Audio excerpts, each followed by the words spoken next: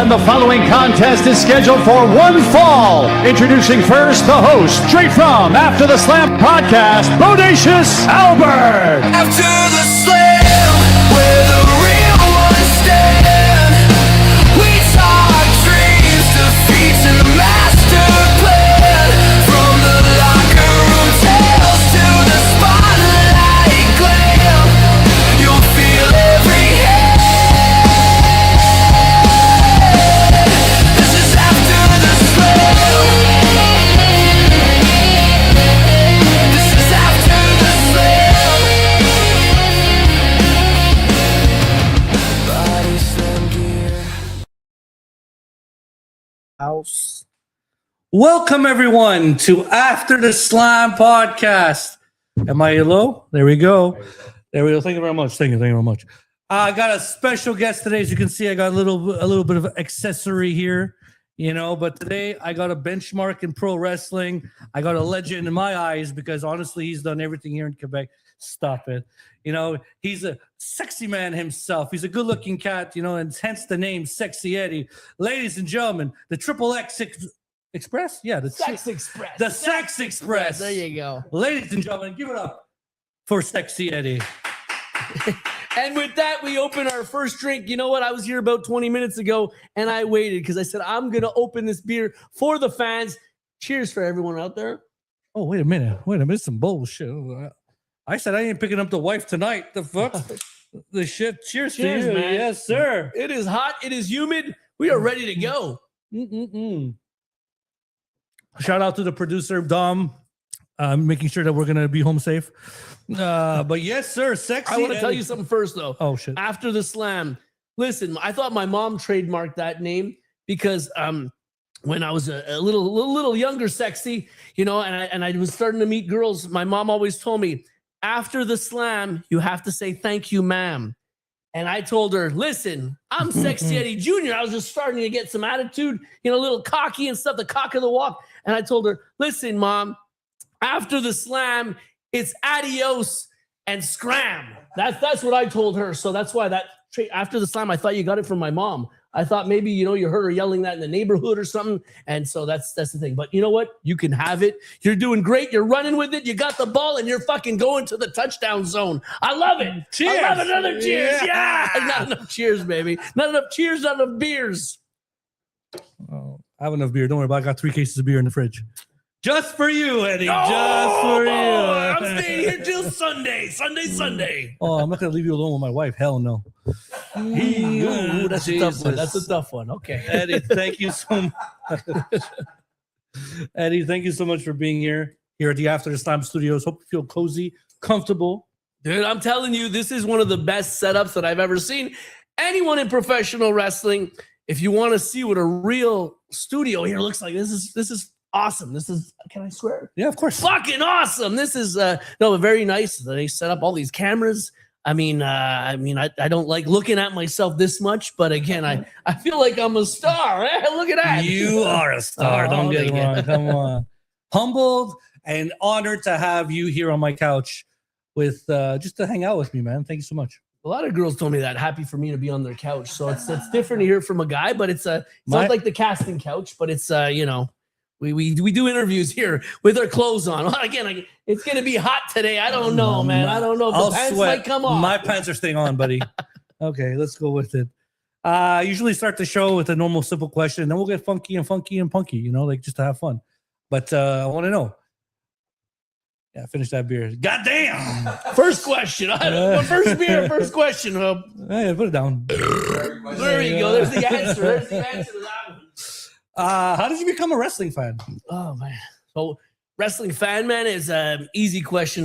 So I was watching. My dad would let me stay up late once a month for Saturday night's main event. Oh, cool. And so that was the one time I'm like, man, I get to stay up late. And then I started watching wrestling. I didn't get other sports. I didn't know how the score worked when I was younger. Football was confusing. Hockey, I didn't, but wrestling, there was something that got to me. I like the good guy, bad guy thing. And so getting to stay up late with my dad, I think that was kind of like a bonding moment. And I was like, this is really cool. Hearing the crowd, how they control the crowd, the good guys, the bad guys, and the way that they're almost like a puppet master, you know, when you want them to boo, you do this. When you want them to cheer, you do this. So a lot of fun. And that was my first like look of wrestling. Then I went to an independent wrestling show with my family, and that too were like, it's different than when you're at the Bell Center or somewhere big and you're way up and you know you'd see the wrestlers like an ant, because that too when I was a kid, like so far. But when you go to an independent wrestling show, So close. you're like right up to a barricade. Some places didn't have a barricade; they'll have a little rope or some danger tape. And it was like you're feeling the slams. Like there's someone that gets slammed on the floor, and you feel there's vibrations. You're a kid, and this is like, oh my god, it's a real hard floor, and you're watching everything happening in the ring, and you're so close. That made me realize maybe like I want to do this one day, because I thought it was only the guys that you see on TV, and they're that far. But here I was like, well, there's a chance that I can do this. You're up close, and as a kid, this happens every month. Once you're in the world of wrestling, you find out that there's maybe 10 shows happening on the weekend all across the province of Quebec. Yeah. Then you got some places in Ontario. So there's wrestling going on all the time. It's the only sport that's also sport entertainment. It's the only one that's all year round. There's no break season. The break season is when you maybe get injured or you take some time off. But there's always a wrestling show happening. I mean, even then, like you got during the holidays, there's sometimes some stuff, Christmas, you know, it was fun for that. There's no break.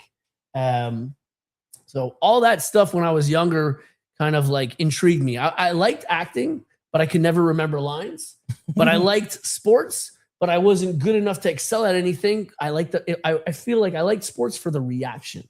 Yeah. So I was like, man, this is perfectly catered for me. This is everything I think I want. And so, you know, that was when I realized I became a fan, I think.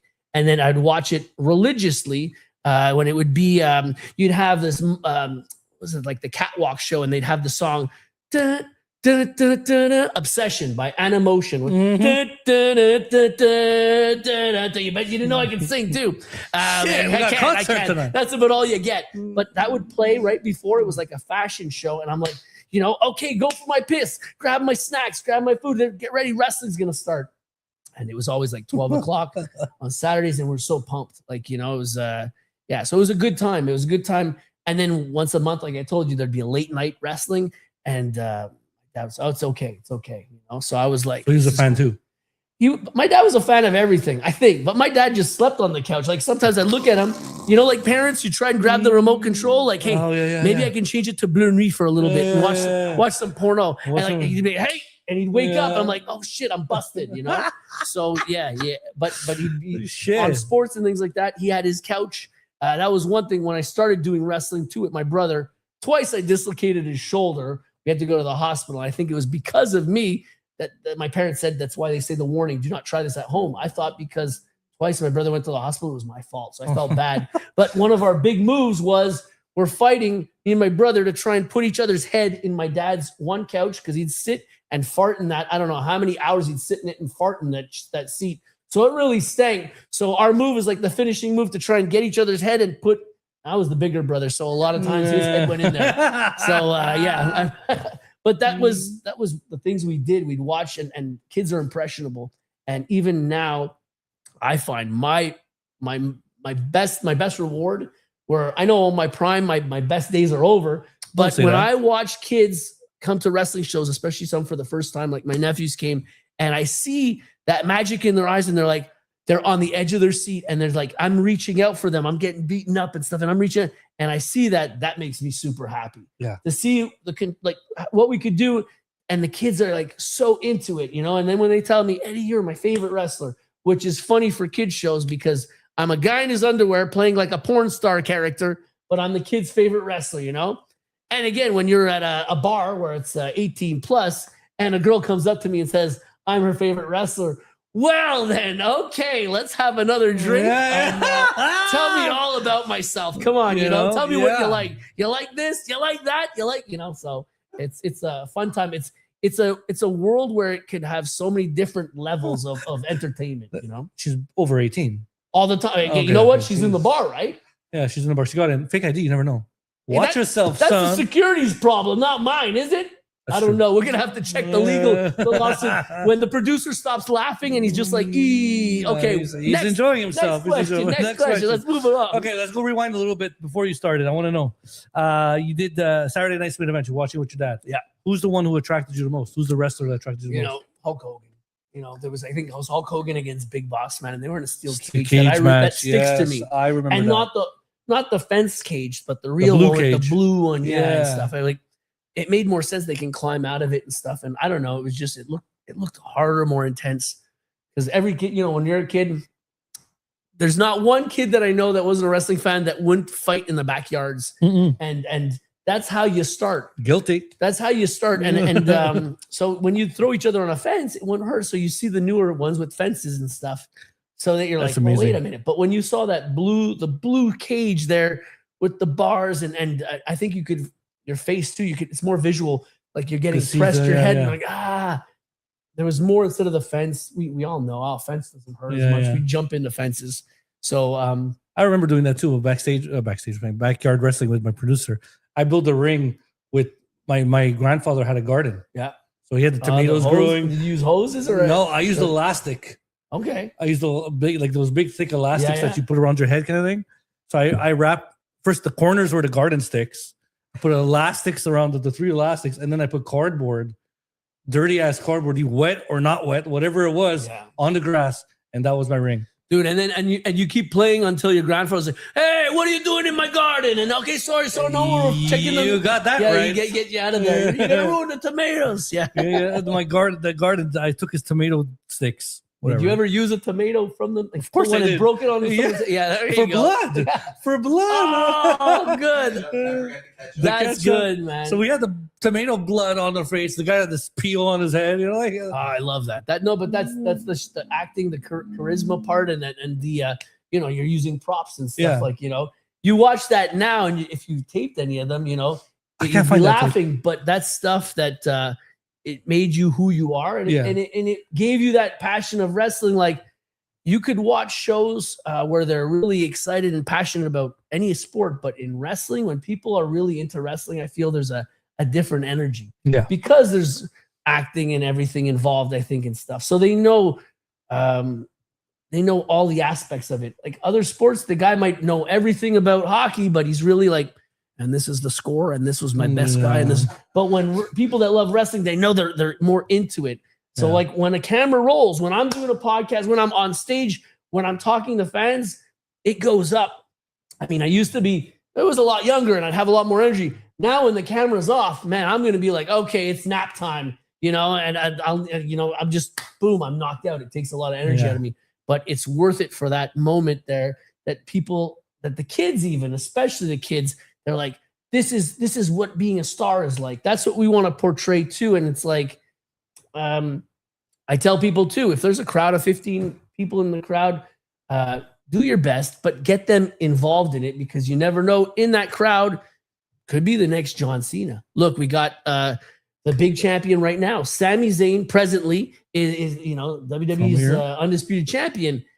We've had Kevin Owens and stuff. So we could have people from here. So it just, every time there's a champion from a different country, from a different area, I feel it gives hope to all the kids that are backyard and playing and stuff. And they're like, someday I'm going to be this guy. So I think that's really cool. You know, it's an attainable dream. It does give hope, and we always need hope to whatever we do. Other sports, it's a little tougher, the percentage of people that get there. But the thing about wrestling, you don't have to be the biggest. You don't have to be the quickest. You don't have to be the most talented. You don't have to be the best actor. You don't have to be the best. If you have a little bit of everything, they might have a role for you. Yeah. So, and That's a lot of exactly. athletes, and you look at all the sport athletes that got injured in their respective sport, but then they became wrestlers. Even if they became wrestlers for a month or a year or for more. Again, Logan Paul, another example of someone that nobody YouTuber. believed in. Nobody Yeah. believed in. And they were like, flash in the pan. Look how long he's there. He's Over still 5 there. years, He's- yeah. And he's like top guy on the roster. You know, so it's really cool to see like actors and athletes and everyone from different domains.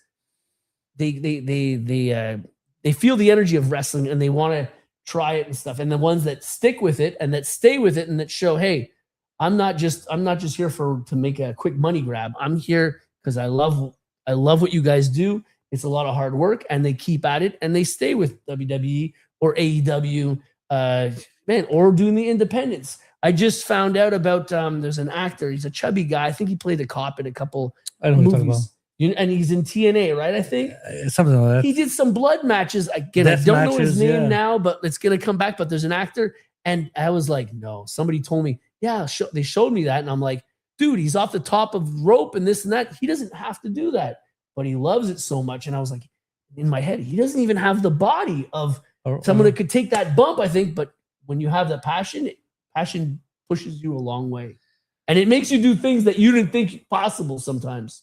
So, I mean, again, to everyone that loves wrestling, man, this is a cheers for you guys, because thanks, you give us, you give guys that do podcasts, you give guys that wrestlers like me, you give us, we need an audience. If not, we'd all be backyard wrestlers. But that's the thing. Once you have an audience, it's different. We're all backyard wrestlers at heart. And again, anyone who shits on people that wrestle in their backyard, I mean, fuck off, get a life. They're doing something, they're having fun. Yeah. You know, but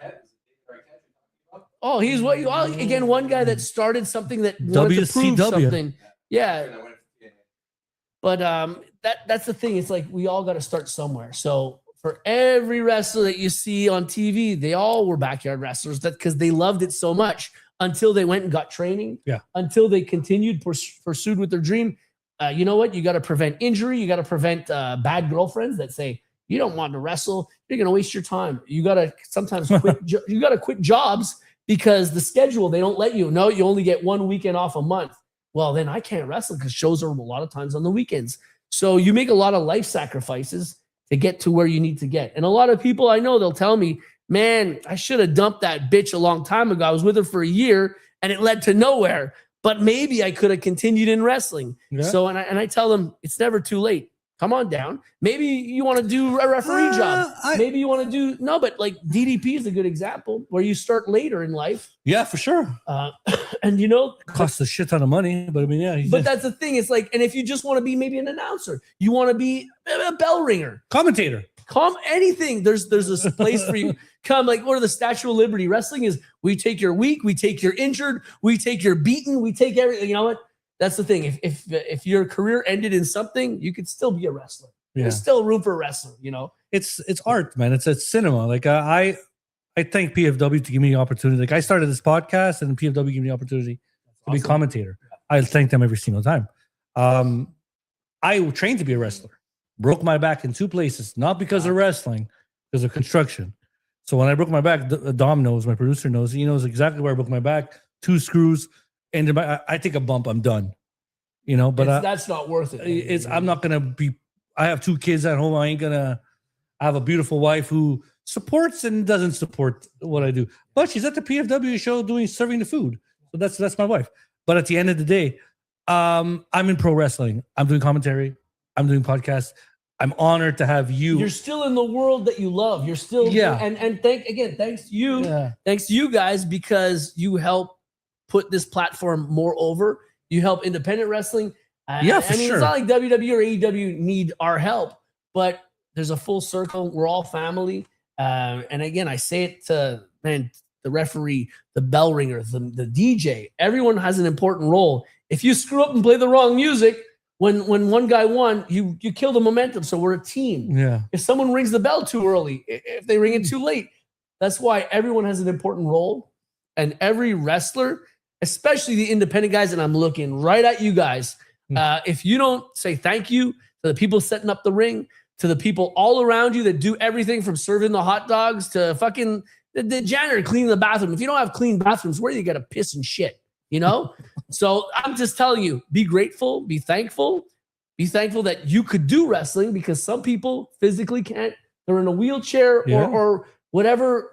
Broke my goddamn back, goddammit. Yeah, that could happen. But even some people are born with disabilities and they'd love to be a wrestler. But you know what? Be grateful. Thank everyone around you.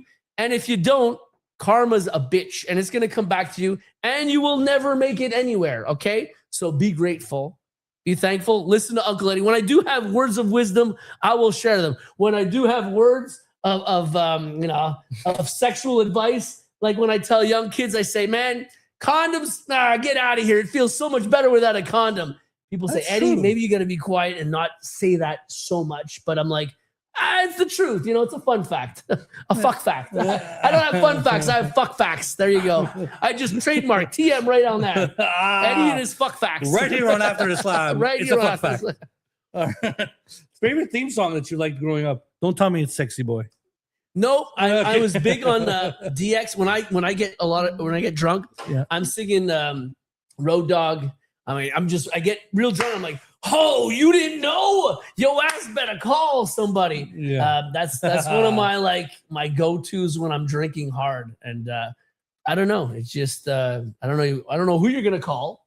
I don't know if you're gonna call my mama because she's gonna need to call an ambulance maybe to pick me up where I'm at. You call my wife to send an Uber or something. But it's just you don't know. Your ass better call somebody. I don't know who your ass is calling, but I don't want my ass to call anybody. I don't want my ass to call anybody. But it's a great song. And even I'm an ass man. When you listen to the words of I'm an ass man, you know it could go many different ways. Take it as you want. You know that as Billy Guns was shaking it and stuff. But it's like you listen. I love to lick them. I love to stick them. There's a lot of weird things in there. That promo you did for Pooza Fest?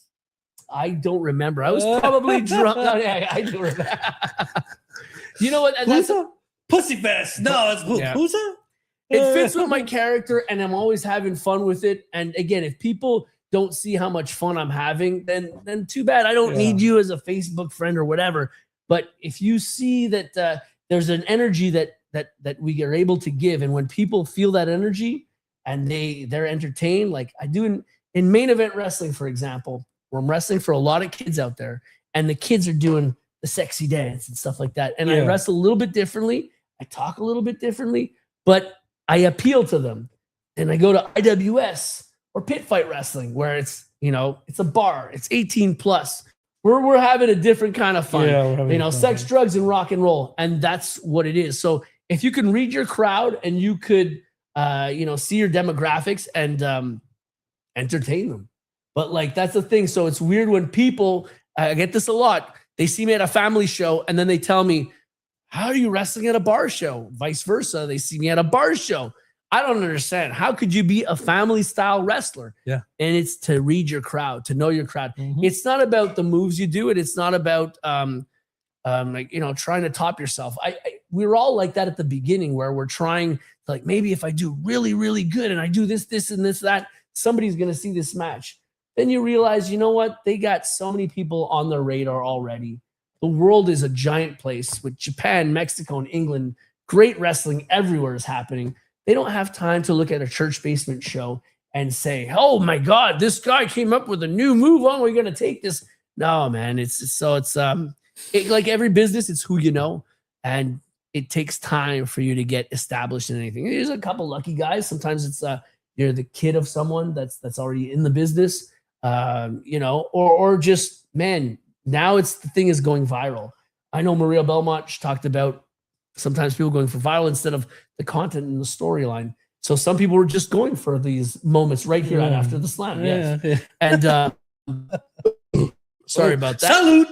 And but that's the thing. It's like that's what people are going for at one point in time, where it was like, and that happened for me when I bled from my artery and I'm squirting and I drink my blood. You say that on every podcast. I want to bring it up because like you're tired of saying it. So like, but that's the thing. It's like I didn't know what being viral meant. I thought a viral virus. I thought like I thought I caught something. I didn't know what that was a new term by then. So I was there at the beginning of being viral. So I didn't know what that. So I was like, and somebody's like, "Hey, dude, you're on E-Bombs World." I don't even know if that exists anymore. Like, but they're like, "You're on some of these places that like I guess they're getting a lot of traction, a lot of hits and stuff." Fine. So they're like, when you're on this thing. What was it? Hipstar, All Star, World Star, World Star. When you're on that and shit like that, you're like, yo, yeah, you're big. I'm like, where's all my money? Where's all my? I'm so big. Where's all the fucking royalty checks? There ain't none.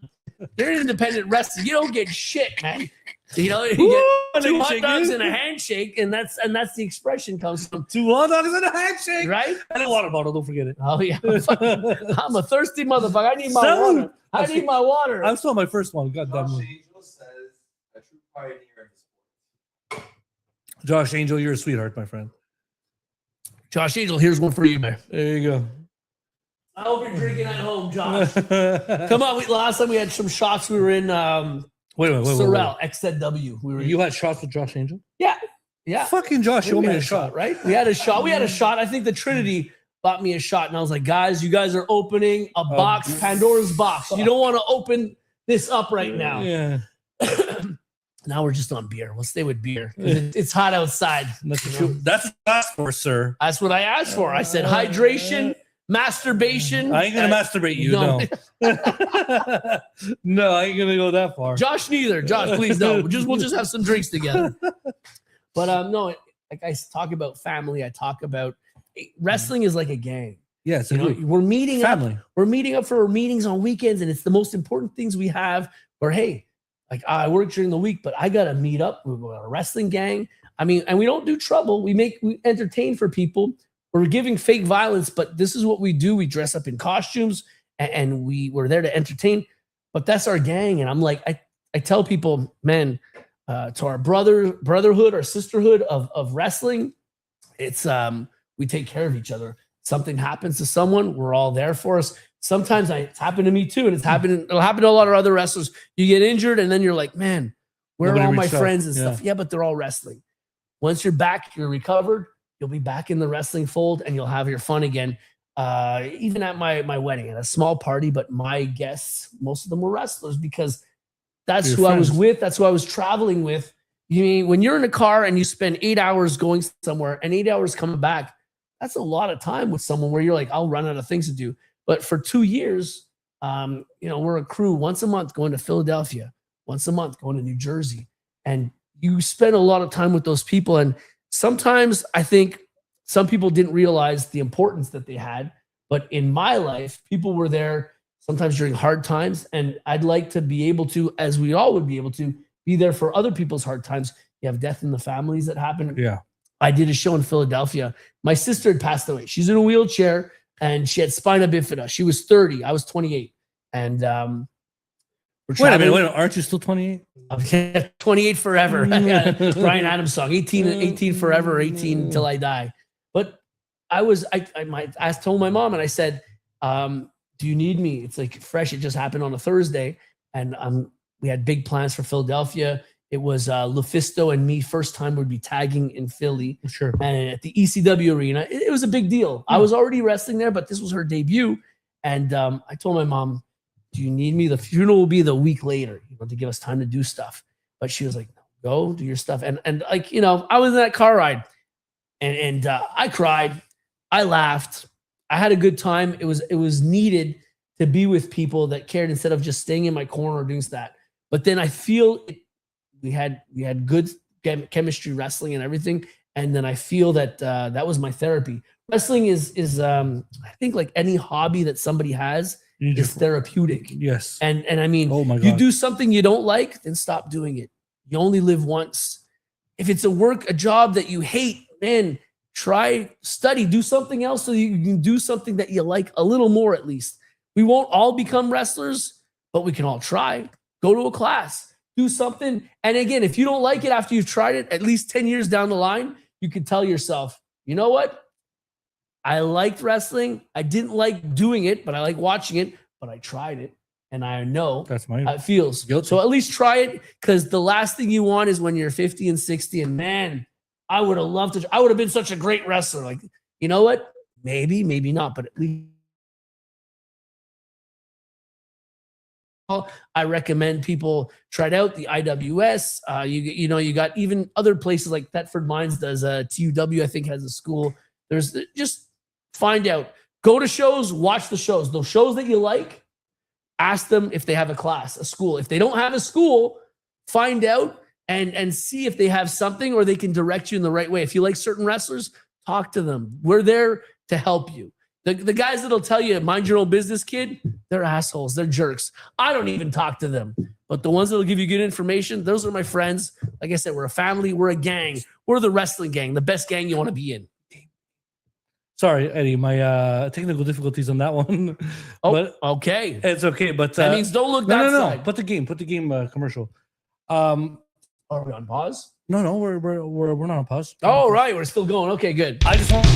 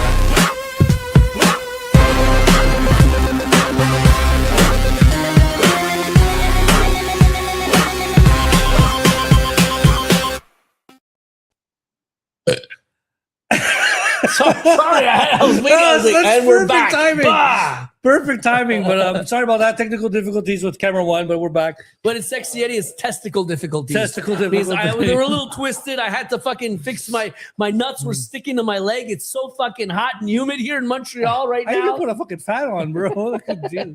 But I want to say something about therapeutic wrestling. I suffer with depression, right? And I'm not going to put a damper on this amazing, energetic show, but wrestling puts me out of every depressive state I'm in. Yeah, good. And you know, either I'm playing the video games or I'm talking to you. Like, I'm so happy to have you here on the show. And at the same time, yes, sir. And at the same time, it's like wrestling puts me out of my mental state of mind. Like when I'm sad or like fight with my wife or like something, I put wrestling on. You know, and wrestling makes me happy. Like it's the craziest thing. I grew up with wrestling.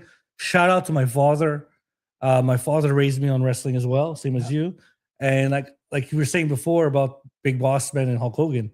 For me, it was Hulk Hogan and King Kong Bundy. Yeah. So like it was, I don't know, man. Wrestling is like when they Here's shit a on question. wrestling. A question now, though. Yeah. No, Go ahead. but with the Hulk Hogan's documentary that came out too. Yeah. It changed what I thought of as a kid. But again, a lot of stuff we know as we are now, you know, as adults, we knew a lot of the stuff that he did was bad, but he did his role as a hero when people are kids and stuff. So even some people might say SeXXXy Eddy's a little of a bad guy, you know, Yeah. but again, look at Razor Ramon. Those are the bad guys that it's like Stone Cold. Who would have thought giving the finger would be a good thing? The greatest thing that ever lived. And then, so, you know, it changed the dynamics of wrestling, and wrestling has to keep evolving. And I tell people every 6 months, wrestling changes and evolves. They're like, oh, this spotty wrestling. What is this AEW? And even before Ring of Honor, oh, they're just doing moves and stuff. Like, yeah, but there's evolutions of wrestling, and wrestling has many facets, okay? Yeah. Music, right? There's classical music and there's heavy metal. They're very different, but they're both music. So you got technical wrestling, you got high flying wrestling, you got comedy wrestling, you got the dick trick wrestling that I fucking do sometimes. Dick fact. You know? Yeah. that's the thing. It's like, it's all wrestling. So if somebody's gonna be, oh, deathmatch wrestling, that's garbage. That's no, It's wrestling. It's still wrestling.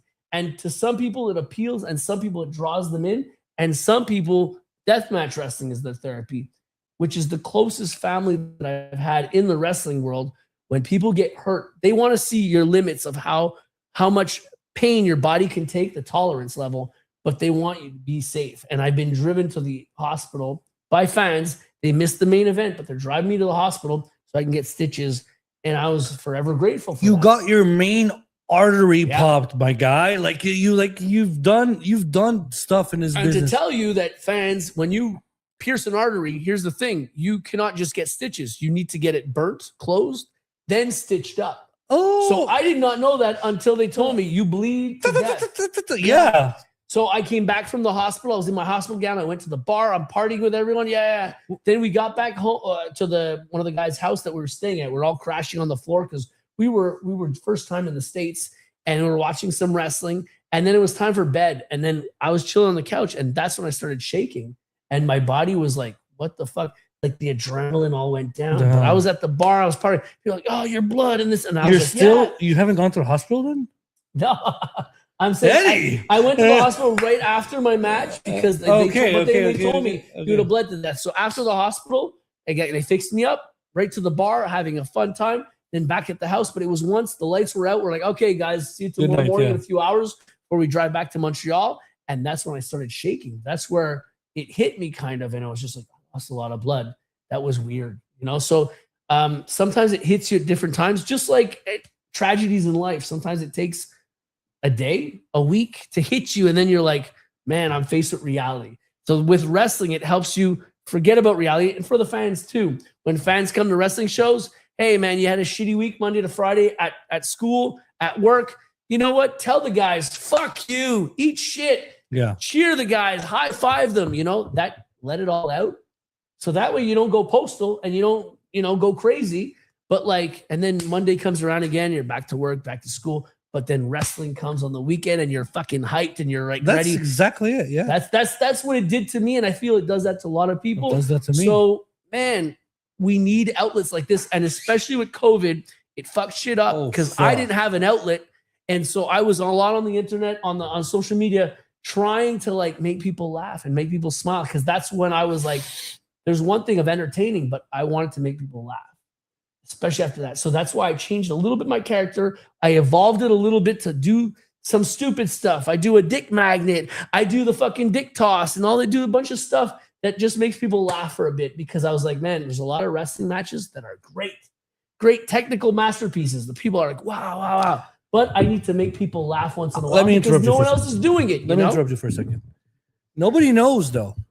You're a hell of a wrestler. I've seen, stop it, Eddie. I've seen like, now you're like the dick magnet and all that. Like that's the entertaining side of pro wrestling. But I've seen your shit before. I'm a big fan of SeXXXy Eddy. Okay. Cool.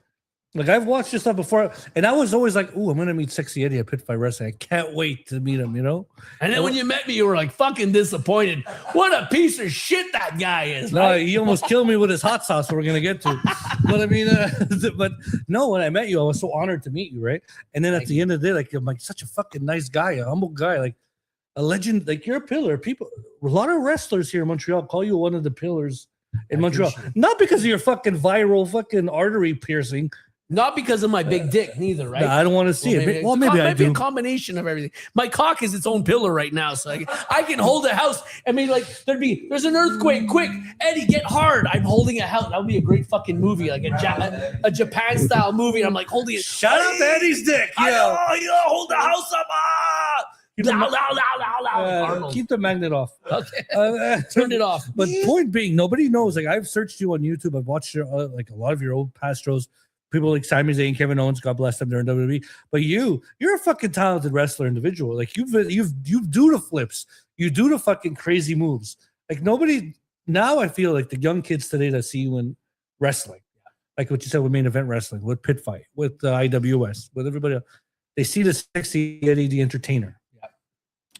But they don't know the fucking wrestlers. They you know. If you go and look back, we all start the same way. Where when we start into the world of wrestling, we want to do 100 million moves in one match, and we all like that because like I want to show everybody what I know. Yeah. I can do this, I can do that. But then when you get older and after many injuries, you realize that man, the art of storytelling. I need to place one or two really special moves there. If I do 100 of them. It's like kind of like, so I'll explain it a SeXXXy Eddy way of explaining things. So there's the foreplay. You start with some regular wrestling a little bit. You build it up. You know, you get into the good stuff. You get her on the edge. You get her on the edge of her seats or the bed. You know, you got to build it up. And you don't just blow your load. No, guys. No. That's a young guy mistake. Young guy mistake. You edge. You get to the edge. You bring him up. And then you bring him back down. You bring him back up. And you bring him back down. And then when you're ready, fucking it's a culmination of everything. A compilation. And then you fucking boom. And everybody gets it. Front row, second row, third row. They're all fucking getting it. And that's when you leave them at the highest moment. You know, or you pull the carpet underneath them and you fucking the bad guy wins and something happens, you know. But it leaves the door open for the next storyline and the next one and the next one. And you're the ultimate storyteller in pro wrestling as well. Oh, thank you very much. Mhm. I always start all my stories with the ladies. Once upon a time, you were naked in my bed. It always ends the same way. I'm happy and you're out of here. Now I'm an asshole. Eh? Now I'm an asshole because I don't make them breakfast. I used to make. Dude, I learned how to make great breakfast because I would sleep with so many. You know, it's not that I'm ashamed of my past. Maybe I should be, but you know, I'd be lying. I'm really proud of my past. I fucked a lot of girls, and I tell all the wrestlers, fuck as much girls as you can, or guys, fuck as much as you can. I'm getting canceled. But I'm going to tell you why. Because when you do meet that magic special one, you will know how to please her. And not just tease her. You will know how to eat her. You will know how to fucking please everything you can know how to do. You'll know how to do it. So it takes practice in the wrestling ring to get to where you're at today. It takes practice in the bedroom. I used to I innovated some sexual moves too, by the way. I invented sex moves before I would do my matches. Back then, I was like, oh, this move, wheelbarrow, this, that. Sex moves too. Wheelbarrow. Oh yeah, dude. The pile driver wasn't just a wrestling move. Let me tell you, the pile driver. I'll show you later. No. Okay. But that's what I'm saying. I was like, my brain was always working like, in overdrive, and I'm like, I had my bed. I had a water bed. I was 18 years old. I had a disco ball on the ceiling. I had all my slow jam tapes. Wait a minute. Were you still living with your mother at 18 years old? Yes, I was. But I was in the Poor basement. mother. I was in the basement, so she couldn't hear what was going on. But Maybe she plus, did. Plus, we had access to the garage, so I'd be like, the girls would come in by the garage, and I tell my mom, which is a funny story. I tell my mom, don't bother asking for their names because they probably won't come back. So you know, and she'd always be like, and she's like, I did it again. I called the wrong girl the wrong name. Like, Mom, you're making me look bad. My mom used to want to cook them breakfast in the morning. I'm like, Mom, I want them out of here after I'm done with them. Yeah, there you know. But that's where I learned to do really good breakfast was the morning because again, some people would kick girls out and they'd be like telling me, Eddie, I had this many girls and this many girls. I'm like, yeah, how many did you have repeat? How many came back for more? Well, not that many. Well, maybe you didn't do a good fucking job. I wanted the girls to be knocking on my door. You know, I'm like, look, sorry. When there's a bra on the doorknob, don't come a knocking. Like the house is full right now. Whose house? Eddie's house. And that's the thing. I was like, if they come back for more, that's a good thing. So some guys would be like, man, I've had this many, but like one times. Like, yeah, you know, but again, now I'm older, I'm wiser. Married. I'm married. Mm-hmm. It's very different. My wife is like, you know what? You can say whatever you want. But that was before, you know, and stuff. So yeah, there's still a SeXXXy Eddy kind of way deep, but I gotta, every time he kind of tries to come out with too many beers, I gotta push him down or throw up, puke, pass out. I wake up and I'm like, oh yeah, I forgot I'm an old man. I'm fucking 48 years old, man. What the hell am I doing in life? 28 in my eyes. Okay, so let's rewind a bit here now. I know you are one of the founders of IWS, which is really cool. Drink that up. Drink. Finish that up. To the last drop, motherfucker. Yeah. Actually, I might just steal one with you. There you go. Salute. Let's open this guy. Crack open that son of a bitch. Oh, hell yeah. Before SeXXXy was SeXXXy Eddy. Yeah. Were you any other wrestling persona before SeXXXy Eddy? Yeah, I tried. No, I was doing SeXXXy Eddy first because, so again, I wanted to have a girlfriend. I was like, if I put sexy in my name, maybe I'll have a girlfriend. And again, I didn't know neither that sometimes people use a different name. So they'd be like, if I were to call myself Sexy Steve, for example, somebody yells to me in the subway or at the bus, yo, Steve, then I know they know me from wrestling. Yeah. But now somebody goes, yeah, Yeti. And I'm like, yeah, do I know them from high school? Do I know them from work? Do I know them from... So now I'm like, fuck. So then when they start talking to me, do you remember me? And I'm like trying to think in my head, wrestling fan, where do they know them? So I didn't know any better. And SeXXXy was like, sexy. There's a little sexy in everybody. I just want to tell everybody out there right there. You just got to find it. You got to bring it out. Listen to me very carefully. Bring it out, okay? When I'm with this man, a lot of sexy wants to come out of me too. You got that big dick energy. You know what I'm talking about? Medium size. Some people tell me too, they're like, Eddie, your dick is big. I'm like, no, it's not that big. I just have big balls. I just have fucking big Well, then fucking I have balls. to. Yeah, cheers. You know, Yeah, so yeah, cheers yeah, to big yeah. balls. You got Let's big go. balls out there, you know, cheers to big balls. Salute the big balls. Big balls. Big balls. Yeah, the beer's getting to me. Good. So, what was the fucking question, dude?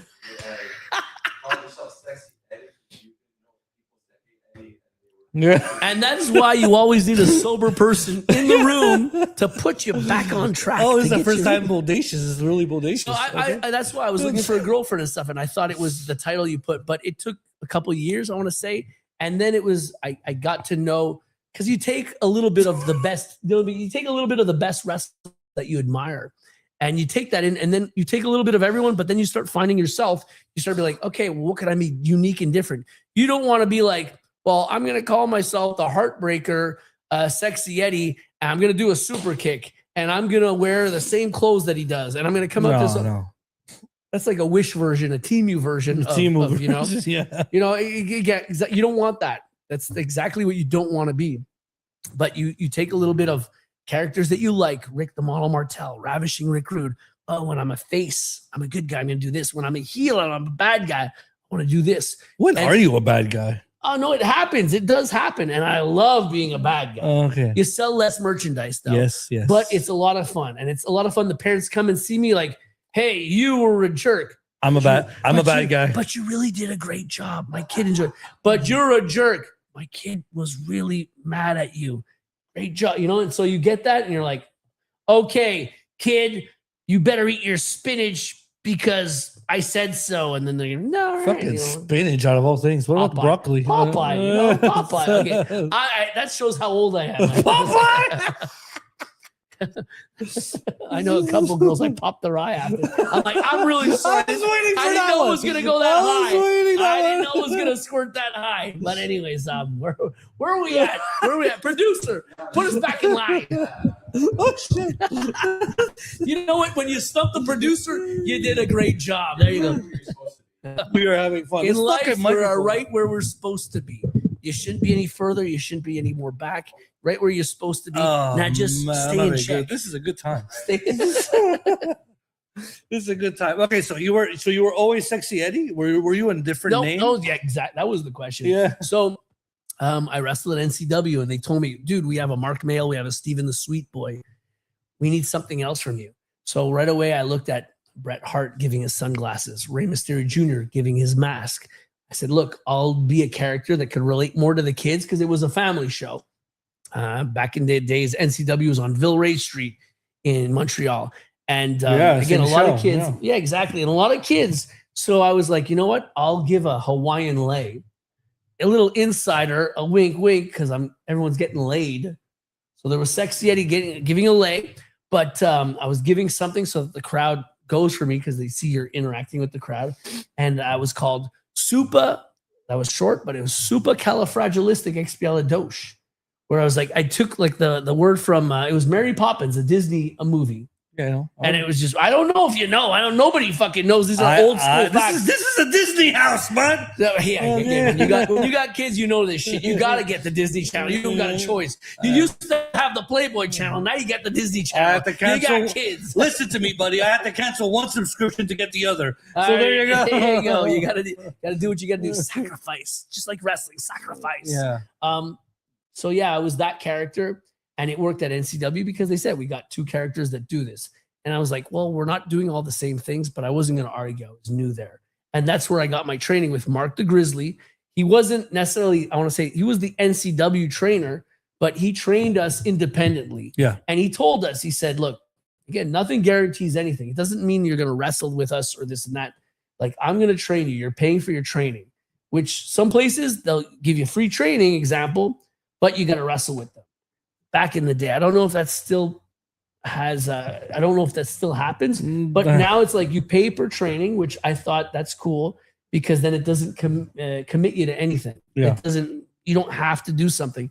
So with Mark the Grizzly, he showed us a lot of even etiquette where I don't see that as much now in wrestling. I would come into the ring, but as I'm talking to the crowd or doing something, I'm wiping my feet on the apron, which you know, you pick up debris and stuff. And unless you're doing a death match, that's one thing. There's like thumbtacks and shit like that everywhere. Yeah. But you just wipe your feet in the ring that nobody notices you. You're talking and this and that, but like it's just it's a respect. If I come into your house, well, look, I'm gonna take my shoes off. Yeah, you took off your damn socks, bud. I took my socks off. I'm like, let me show my tattoo. I got some nice calf muscles. Let me flex that for the ladies. If you like legs, or maybe I'll have an OnlyFans with feet. I don't know. Oh, people are crazy right now. They pay for bath water. Do you believe that? Would you start something like that? Would you start like for SeXXXy Eddy speedos? If the money is right, brother. Like nobody look, dude. Shawn Michaels, Undertaker. If the money is right, they were like, I'm retired, and then they go to Middle Eastern countries and they wrestle. $1 million, dude. For $1 million, dude. For a fucking steak dinner and fucking a couple beers, I'll do anything. I'm a hoe. I'm a hoe in this business, and I'm a hoe in real life. You know what I'm saying? Woo! What are we doing? I'm a nice man. Ew.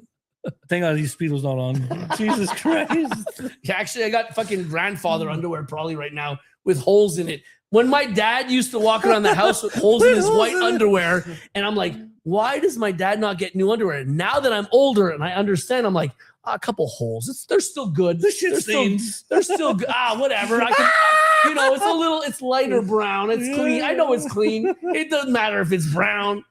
So anyways, that's when you realize when you're getting old is when before shows, I used to just have to shave. Now I have to fucking pull my nose hairs out, check my nose. Fuck, do I have to do the same thing? You get even older, and then you have to do your ear hair. Yeah. I'm like, when you're doing your ear hair, wow. So that's why when people say, why does SeXXXy Eddy cost so much? Because I've been wrestling forever, one. And two, because I got to pluck my nose and my ear hairs out just to do a show. So you know what?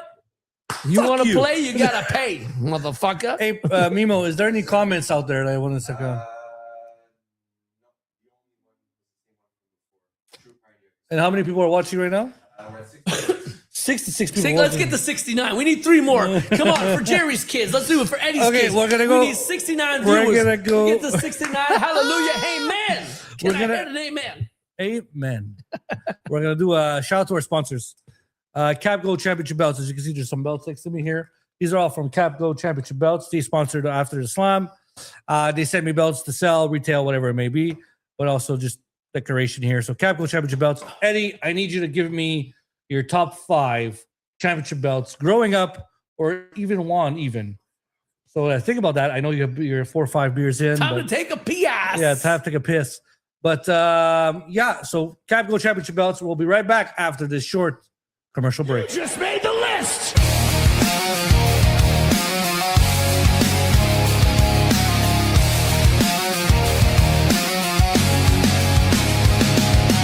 This is the list. Turn it up. Let the records twist. Top 10 stories that you don't want to miss. Brought to you loud from the heart of the fans.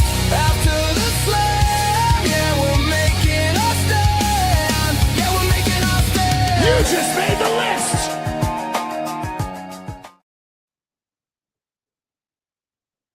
And we're back. SeXXXy Eddy needs to take a little pee-pee, if you will. But I'm here. What an episode. Again, everyone, thank you for watching After the Slam. Again, I want you all to go to your YouTube channel, like and subscribe the show. It gives us more guests to come, pays for the beer. So it gives me a lot of things for all of you to just come. And another commercial break. There's a little happy birthday. I want to give a happy birthday. Tell me when the thing is up. Hey, come on. Yeah, come. Sit down. Happy birthday to Sammy Miami from Pit Fight Wrestling, the owner of Pit Fight Wrestling. Where's the graphic? There it is. He told me not to do it, but I said, fuck you, I'm doing it anyway. And there goes the microphone. I'm going limp. I need a little Viagra on here. But shout out to Sammy. Sammy, I appreciate you. And of course, I'm going to give you a happy birthday. Shout out. It is your birthday. It's July 3rd. Is it July 3rd? Today?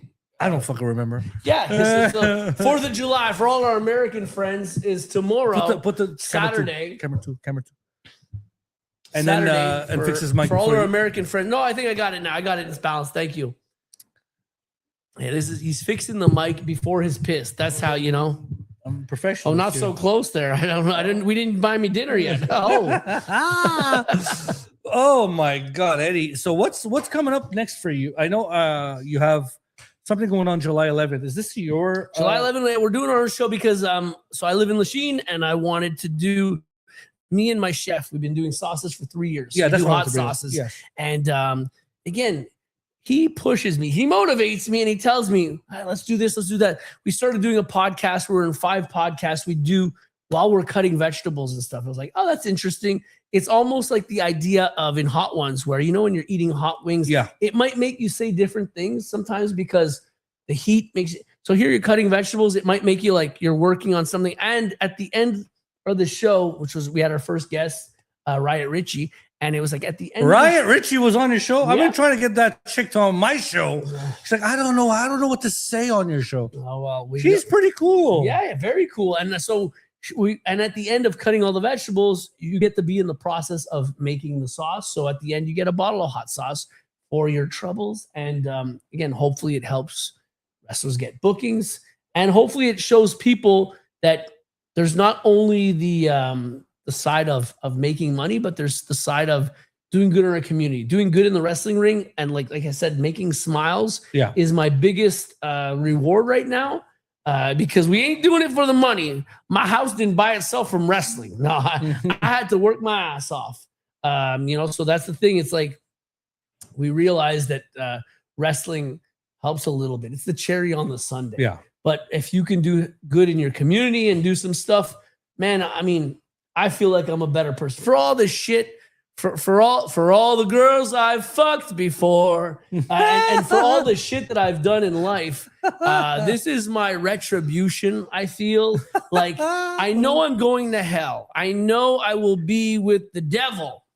I got the Dio. I got the raised horns, but I will be the one delivering the evil and the punishment to all you bad guys. So you know what? I'm gonna be next to the devil. I'm being next to the smaller throne, and that's it. So I realized that in life that, like, you know, it's not all about you. Where I thought when I was younger, the best I do in wrestling, the best will get me there. I'm like, no, it's who you know. Like in every job, you're a lawyer, you're a doctor, you're anything. It's who you know that'll get you the advancements. And I didn't know that when I was younger. So all the skill in the world could bring you to certain heights, but some people will go there without having all that skill, but because, hey man, they're good friends with this person or they were trained by this person, that might help you get there. So I don't want to tell anyone that, like, you know, don't get discouraged if things don't go your way. Again, the percentage of people that get into professional sports at the highest level that get paid thousands of millions of dollars. Exactly. It's so small. But again, there's a lot of luck there too, because if you don't get injured, there's luck there too that shit happens in life. Like I said, significant others might like tell you not to wrestle. Jobs will pull you back and you'll be like, man, I can make this much money, but should I bet on myself and see if I can get to this level and make this much money? It's you never know. And for someone that like maybe didn't take an AEW contract or took a TNA contract, man, should they wait out more for WWE? You never know. There's so many people waiting in the wings. So I've gotten to the point where I'm having fun doing what I'm doing. I'm enjoying seeing kids' faces, loving the wrestling. And if I can make them get into wrestling years later, they might be like, yeah, I remember there was a guy in his underwear. He'd do this and stuff. And that guy made me want to try a wrestling class. Then I know I did my job. And I know I entertained, and I know I left a moment, an impression in someone's mind that they were like, I want to try this out. So I'm honored, and I'm honored when people go into wrestling because they saw something that I've done and they say, you inspired me to do that. I've had other wrestlers from the States too tell me, I was in the crowd when you did Cage of Death. I was in the crowd when you did this match, specific thing happened. And that made me want to do wrestling because you just had an aura and an energy. And for me, that's amazing. So to have people tell me that. Again, I'm not getting the royalties. Yeah. Like, but that's the thing. It's like, it sounds, I'm going to sound fake right now. Oh, I didn't get the royalties, but that's a reward for me because as I aged, I realized that, man, can't go back in time. Time is the only thing. No matter how much money you have, you can never go back. So that's the thing. It's like, you did what you did. Where are you at right now? Let's think how we can move forward. Yeah, there's two things I want to bring up to you, Eddie. You say, I'm going to go to hell. I'm going to be with the devil. I personally think you are one of the nicest, kindest professional wrestlers out there. There's ego everywhere. You know pro wrestling more than anybody. How much do I owe you right now? How much No. Okay. No, but Eddie, like, you're one of the guys that you could talk to, like the nicest dudes. Like, okay, everybody wants to. You're a wrestler. You don't do this for free. You want to get paid. I feel that people want to be my friends sometimes because they think they're gonna get laid more. And I'm like, dude, no, it's fake. Man, it's a no. fake. It's a character. No, but a thing that you said with the kids and you want to show and like a memory. For me, meeting you makes me want to be a better person. Like, it makes me want to be a nicer person to my wife. No, but dude, you're a fucking awesome dude. Like, you're not. That's why I would say I'm gonna go to hell. I've heard this on every single podcast you said it in. Okay, I've watched the podcast that you've been on. Every single one, SeXXXy Eddy thinks he's going to hell. You're not going to hell, dude. You are well liked from every single professional wrestler I've met. So you got to give credit. Oh, now I'm turning red a little bit, or maybe it's the alcohol. How many do I drink right now? I don't know. Fill up the table, buddy. Fill up the table. But honestly, Eddie, you are one of the nicest guys. Thank you. Like, and you listen. You have a conversation. Like, you're not one of those guys say, "Oh, fuck you, man. I don't want to talk to you." Like, no, you talk to like you know my grievances. We spoke backstage. Yeah. It means something, bro. I honestly think fill it up, baby. Fill that table up. But the devil. Oh, stop it. You guys are halfway done. I'm on my second one, and I'm already instant. I'm on my second one. I'm like, ooh. I see two Eddies here, and we only need one Eddie in this planet. Only one. That's why I got my balls snipped because I was like, I'm getting fixed a long time ago.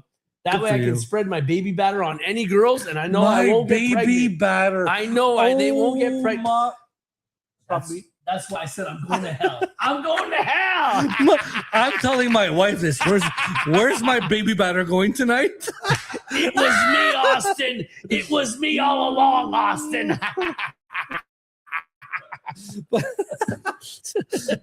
I'm getting references. Dick. Oh, well, there we go. Dick facts. Yep. Trademark. Fuck facts. Yep. Trademark from SeXXXy Eddy. And baby batter. That has to be trademarked from you too. That's awesome. But yeah, you said Lachine. We have a good friend, a common friend. Like, I hope it gets clipped. A StreamYard, clip this. We have a fun friend. I'm stumbling my words. I'm on second fucking 2 We beers. have a fuck fact. A fuck fact with a friend. Stop it. JF.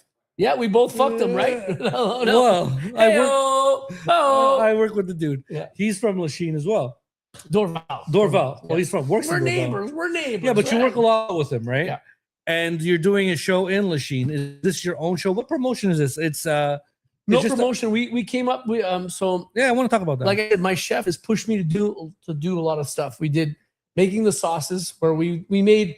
So every time we give $500, we give to a different charity. Yeah. First time we just did $500. We didn't know if it was going to go anywhere else. But then people were like, "Dude, these sauces taste great. We want more." And okay, let's do a second. Let's do a third. Right now we're so on July 11th we'll be giving to our 15th charity. Oh, nice. So it's Centre d'Entraide La Chienne, which is on the street that we're doing the wrestling shows. So 15. So every time we give in 500, we give to a different charity. Times 15. So we've done a lot of sauces. So 100% of our profits go to charity. We cover the cost of our bottles, our labels, and our ingredients. Yeah. We give our time for free. But we said, let's do something special too for here. Let's do a wrestling show. There's no wrestling in Lachine. JF, our common friend, was doing wrestling in Lachine, or was doing Lachine and Dorval.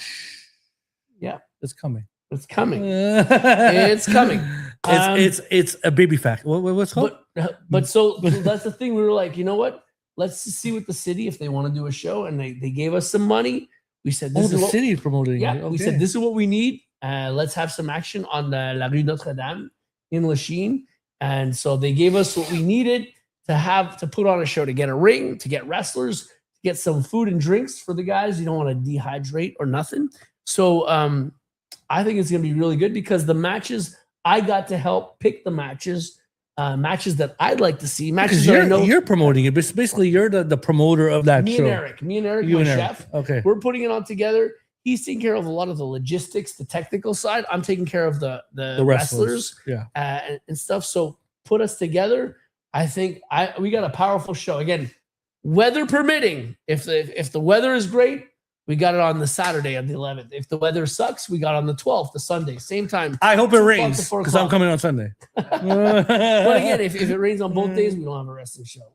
But it will be sunny. It will be fun. SeXXXy Eddy will be there. Everyone will be there. Like I've talked to a lot of people. We want to have people in the streets. They're going to be like, they didn't want to block the streets for us. I'm like, we want the streets to be blocked with people because wrestling is in Lachine. It's a block party, basically. It's a block party. It's a cock party. It's every kind of party you want to imagine. You want SeXXXy Eddy to come home with you.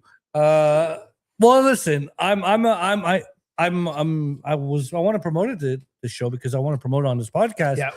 Because obviously you're here, but I'm gonna say I want to be there. But unfortunately, the 11th, I have a wedding to go to. Boo! No, it's gonna end in divorce in a year. Watch this. Stop it! Stop. I have to edit that. Cut it out. I'm a married man. I'm a married man Not too. you, I meant them. Well, you never know what is going to last anymore. But like if it rains, I'll be there on Sunday, and I'll come. But if it's not, you're gonna see the footage, and you're gonna be like, man. Okay, it's being recorded. You're gonna be. Cool. I want to come to the next one. I want to commentate. So. Again, we'll talk about this. Announcer. If you're not there, you're not live. We have an announcer already. Okay. We have announcer. We have referee. I'll manage SeXXXy Eddy. How about that? I'll come out with the Speedo too. Guy manager. I gotta be a bad guy then. I've always said that rule. Unless I have a hot chick, I'm a face. If I have a guy manager, I'm a bad I can't be your Paul Heyman. I'll come in a suit. Yeah, because I look like Brock Lesnar, eh? I look Cock Lesnar. Cock Lesnar. I'm Cock Lesnar.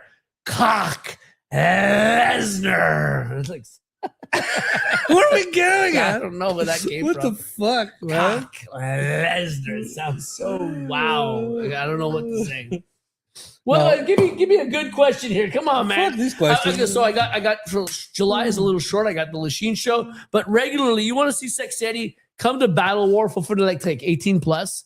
Come to IWS. Dates. Give the dates to that camera there. So we got Battle War. We got the next show there is, I believe, the 19th of July. The week before, we got the 19th of July, Sunday. Sundays at Fulfillment like once a month. Great shows.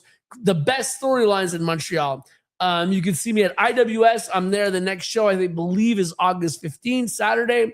TUW, if you're in Thetford Mines or in that area, if you want to go see me out there, I'm with my tag team partner Carlos Gonzalez, and we do a great show down there. Again, every place I go is a different character. It's SeXXXy Eddy, but a little bit different. It's like the DC, the Marvel universe. It's like, you get a little bit of Pokemon me with everything. So that's the thing. Those are my regular spots, but there's always shows coming up. Message me, write me, talk to me, and if you're not feeling good, message me too. I'll talk to you. I'll bring you to a wrestling show.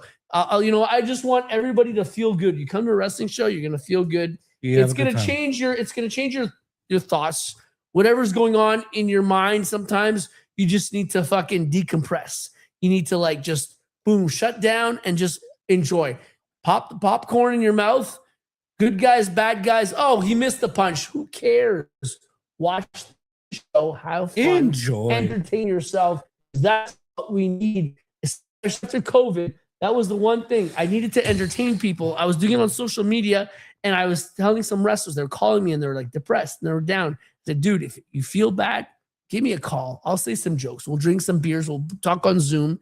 And that's what we did. And some of us, that's how we got through the pandemic. Again, because we weren't able to. Someone who says he's going to hell is making everybody else happy. No, but we weren't able to perform. And I said, hey, man, if I can help you just a little bit and you can help me, we could talk and just, you know what, get through this shit together. We didn't know how long it was going to be. Yeah, you're At right. first they said COVID, 2 weeks. Yeah, my ass. 2 weeks. Fuck. But like, so there was no wrestling for a long time. And then it came back, a little bit of wrestling, and then it was back gone. Yeah, it was back on. And it was just tough for everybody. So I know on the side of the performers, it was tough because that's what we do. That gave us our reason for living. It was. Notre raison d'être. You know, That's for the French I had a fans. sponsor before you had to take a piss, and we never got to that question. I was going to say, you lost your sponsor while I was talking, right? Oh, Mr. Wilson Cola says Eddie is definitely on everybody's Mount Rushmore list of Quebec wrestling. hey! Thank you for all your advice. Oh, look at this guy. I'll book you wherever you want, Wilson, okay? I got you. I got you covered, man. I Wilson got you. Colas was on the couch a couple weeks ago. No, good. So, again, thank you very much. I See what appreciate I it. mean? I'm going to hell. Yeah. You know, fuck this guy. One of the nicest fuckers in pro wrestling in Quebec, around the whole world, and he's saying, "I'm going to hell." It's one, no, but it's one thing when you hear it from Quebec, but when you hear it from sometimes other countries, I want to tell you too. I'm going to go back. I gotta do my sponsor, dude. Oh, yeah, sorry, sponsor. This camera, this Cap camera, Go this camera. championship belts. You didn't give me your top 5. I totally forgot. You know, I Top totally 5. forgot to bring my fucking top 5. He's gonna kick my ass, Abdullah Wan. Yeah. So like I gotta say, give me your top 5, and then we'll go back to your stories. So I'll give you the top one. The Eagle belt was the coolest belt. Yeah, that was the coolest belt. The worst, I'm gonna say the worst belt because I've won one of these, and everybody seems to win this when their first championship belt. It's one with all these flags that are all around. And I'm like, yeah, that represents FIFA. That represents teams from all around the world. But you'd have a belt that like never left Cornwall, and it's got every flag all around it, like as if it means something. And some of the flags were wrong too. They just put so that was probably the worst belt that I've had. But I've seen that belt in a few federations, and it was like it was their intercontinental belt kind of thing. That they'd give it to someone, but I'm like, oh, this belt again? I've seen this model before. What belt means the most to you? Like The Eagle one. The Eagle one was really cool. I think I don't know, and not that I'm not American, but the Eagle just like I don't know. It just like I don't know. There was something about it. Yep. Dude, it's just No, this it's one. majestic. He's talking about this one. It's majestic. I want you to hold it. You deserve it. Like no, but dude, there you go. look at that. Like it was just like, you know, you're just showing. SeXXXy Eddy is my WWF world champion. I'm an eagle. I'm gonna jump off a building after this. Raise it up. Raise it up. Raise the roof. You know, there you go. After this, I'm gonna jump off a roof. I'll be like, I can fly, and then I'll die, and it's gonna be because of this guy. Yeah. And then I will be in hell. No, you're and not. You're gonna come to hell, and I'm gonna fucking punish you for killing me, you son of a bitch. I Wow, love it. Who are your favorite champions? dude, that's really hard to say. I mean, Hulk Hogan, besides Hogan. no, but no. yeah, the macho man, Exactly. cream of the crop. Yes, those I could see. you got guys like Macho Man, Bret Hart. There was like they were the I want to say not the heavyweights, but they were under. They just gave great performances, and it's like when I started watching WCW I love and WCW. watching the lucha wrestlers, and I'm like, dude, they're bringing new stuff in. The Japanese guys too were like, this is different. I don't understand it yet, and I had to watch more of it, but I like it a lot. And then when I saw hardcore too, that just blew my mind. Who was your favorite hardcore wrestler? So I got to meet Mr. Sabu. Matsunaga. Matsunaga was so I went to his restaurant in Japan, Okay. Ooh, wow. and he blessed me with a T-shirt. So he has his own steakhouse, which is closing soon. So again, if you're in Japan right now, go to Matsuro Matsunaga. I get the first name wrong, but go to his restaurant, Mr. Danger's restaurant, because I think they're closing soon. He's 60 something, which is crazy because when we have memories of wrestlers, we think of them as young and we forget that we're aging, they're aging too. So when I see a video of someone and I'm like, wait a minute, that doesn't make sense. But I'm like, oh shit, I was 13 when I saw his videos. So it makes sense now. So he's closing up his restaurant. He had his steakhouse. There's Ribera Steakhouse and Mr. Danger Steakhouse. And I went there. He did like an electric eels death match. He did, I think, the first desert death match. There was cactus in each corner. There was scorpions in an aquarium in the middle. I was like, this is wrestling too. It's not just WWE. This is crazy. He did one ECW match, but from what I heard, he didn't like traveling. Again, Japan and the States is a long fucking flight. And he's like, you know what? I want to stay home. I want to do my thing, have his restaurant stuff. And it makes a lot of sense. But he innovated stuff. FMW and Wing Wrestling brought in stuff. They opened the door for ECW, the original ECW. Yeah. They opened the door to some of the deathmatch hardcore stuff that we see now. I helped some people in the deathmatch world, but they've evolved so much that I hope I can still contribute to it. I have a future death match coming up in September for a Canadian death match. I believe it's going to be in Toronto area.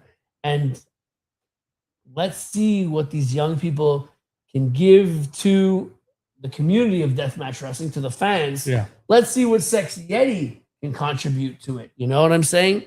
So I'm excited to do that. I'm excited to be part of that. Yeah. There's some things that maybe I wouldn't do anymore. Like, and I've seen back then, people were saying I wouldn't do what he's doing. And now, retrospective, I sit back and I'm like, man, I wouldn't do what some of these guys are doing. Yeah. Because I've seen stuff on dry ice, on cut open beer cans, on razor wire. There's some things that I'm like, that's nuts. Eesh. But I understand when those kids will be like, shut up, you can't tell us what to do. You were doing this back then. And I'm like, I get it. I feel like I'm the old guy telling people, hey, don't do that. But I used to do that myself, or other stuff that was crazy back then. And now this is crazy now. So I don't understand it. But like, as I'm saying, every time there's magicians have new tricks. So I'm an old school magician. So if the new school magicians have new tricks that I don't know of, great. Keep fooling me. Keep tricking me. Keep tricking the fans, and do what you got to do to be safe and to fucking make the show blow up, because that's what I want to see in wrestling. And there you go. I want deathmatch wrestling too to get the respect that it deserves. Dude, Necro Butcher, a good friend of mine, we went to go watch football together when he came down to Montreal, and we were a tag team together one time. And I just like, politics aside, wrestling is its own world, and he is the pioneer of deathmatch wrestling. Yeah, I want to say there's a lot of guys that have done some new stuff, but he keeps reinventing himself and keeps bringing back. He was in a wheelchair, dude. He was like next to death, and he still came back and did shit. So Dylan, I love that guy forever. You got guys like John Wayne Murdoch, Reed Bentley, if he's still around, Marcus Crane, rest in peace. Good friend of mine, again, in the wrestling family, the deathmatch family. You got Lucky 13. A lot of guys, Mickey Knuckles. I can't talk enough about Mickey Knuckles. I'd slap that ass anytime. You know that. Schlack. Fuck. The best. That right now, I love seeing all the work that Schlack does is clips. There's so many deathmatch wrestlers that are so good. Jun Kasai, Takeda. There's guys from Japan, guys from Mexico, Zona 23. Again, I'm just name dropping right now. You got Ciclope, you got Extremo Medio, like great guys from every country that are pushing the limits to what I thought that's not possible. But they're able to do it, but in such a safe way, or as safe to the border, the line. You're like, this is danger, this is safe. Dude, I was bleeding from my artery. I could have died. So they're doing stuff that is so on the border, but that are making people talk.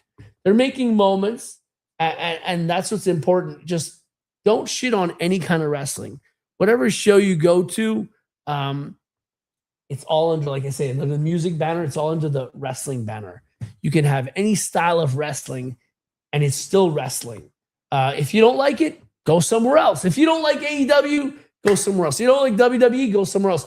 If you don't like independent wrestling, well, go fuck yourself. Yeah. Because that's what I'm part of. Yeah. No, but so I'm saying there's something That's for all I everybody. watch now. That's crazy. There's something for everybody. And like all I watch is shoot interviews with the old school guys, complaining about like how things were back then. And I would love, I can't even get close. Andre the Giant's record of drinking beer, Guinness World Record. He's a psycho. If there's one guy in wrestling, alive or dead, that I could meet, it would be Andre the Giant. Yeah. I would love to be at a bar with him. I would look like such a wuss where I'm like, and I'd just be seeing him like He'd be there like, next, one gulp, next. You got nothing on me. And then he'd fart probably 40 seconds. He'd have time to chug a beer while he's farting.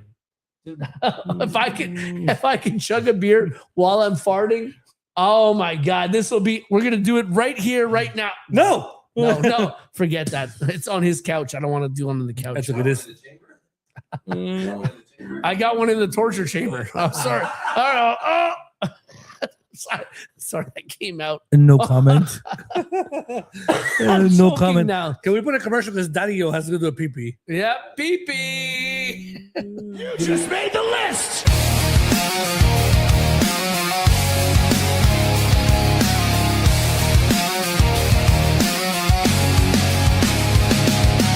This is the list. Turn it up. Let the record twist. Top 10 stories that you don't want to miss. Brought to you loud from the heart of the fans. After the slam, yeah, we're making a stand. Yeah, we're making a stand. You just made the list. I mean,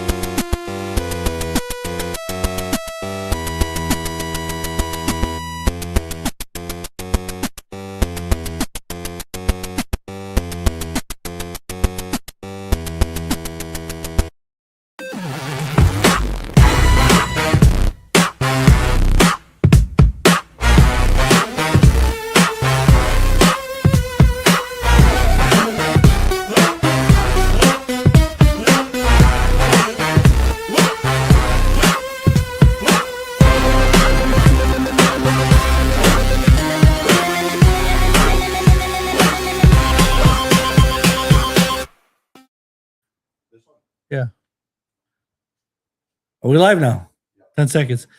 We're live, man. What a party this is, guys. We're drinking with SeXXXy Eddy, a legend, a benchmark in pro wrestling. I don't give a shit what you think. SeXXXy Eddy is the fucking legend. And, he keeps saying he's going to go to hell. The fact that this man is on my couch. You don't know what he does outside the ring. Fuck, I don't care what he does outside the ring. I'm just happy that he's on my, he's just hanging out with me. We're going to do round table question now. So once he gets back in the scene, there he comes. Here he comes from his pee-pee. from my pee-pee. How you feeling, buddy? I know that he has a family now when he says pee-pee. He's like, not from his piss, from his pee-pee. I got 2 kids, buddy. I got a daughter, a 5-year-old kid, and a 2-year-old son. And all I got to do is want a pee-pee change. A pee-pee change. Eddie, I asked this question to all my guests on this podcast. It's a round table question. Now you're sitting at a round table, and it don't say, "Oh, a pussy." Blah, blah, blah. No, that's a serious question. Okay, it's a hard question. Yeah, hard. Hard. Oh, that too. I hope my wife is watching because I want her to talk to me later. I can text her if you want. You could text. You have her number? Shit. Damn, bro. I got competition. I'm an ugly motherfucker. He's my producer's a sexy guy. He's sexy 2.0. I'm just saying, I can pass the word on. Yeah. He's bringing sexy back. Yeah.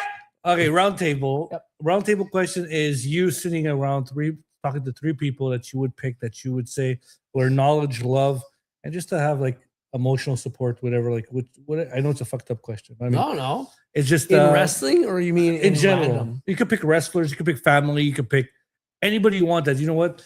These are 3 people that influenced my life in wrestling, my personal life, whatever.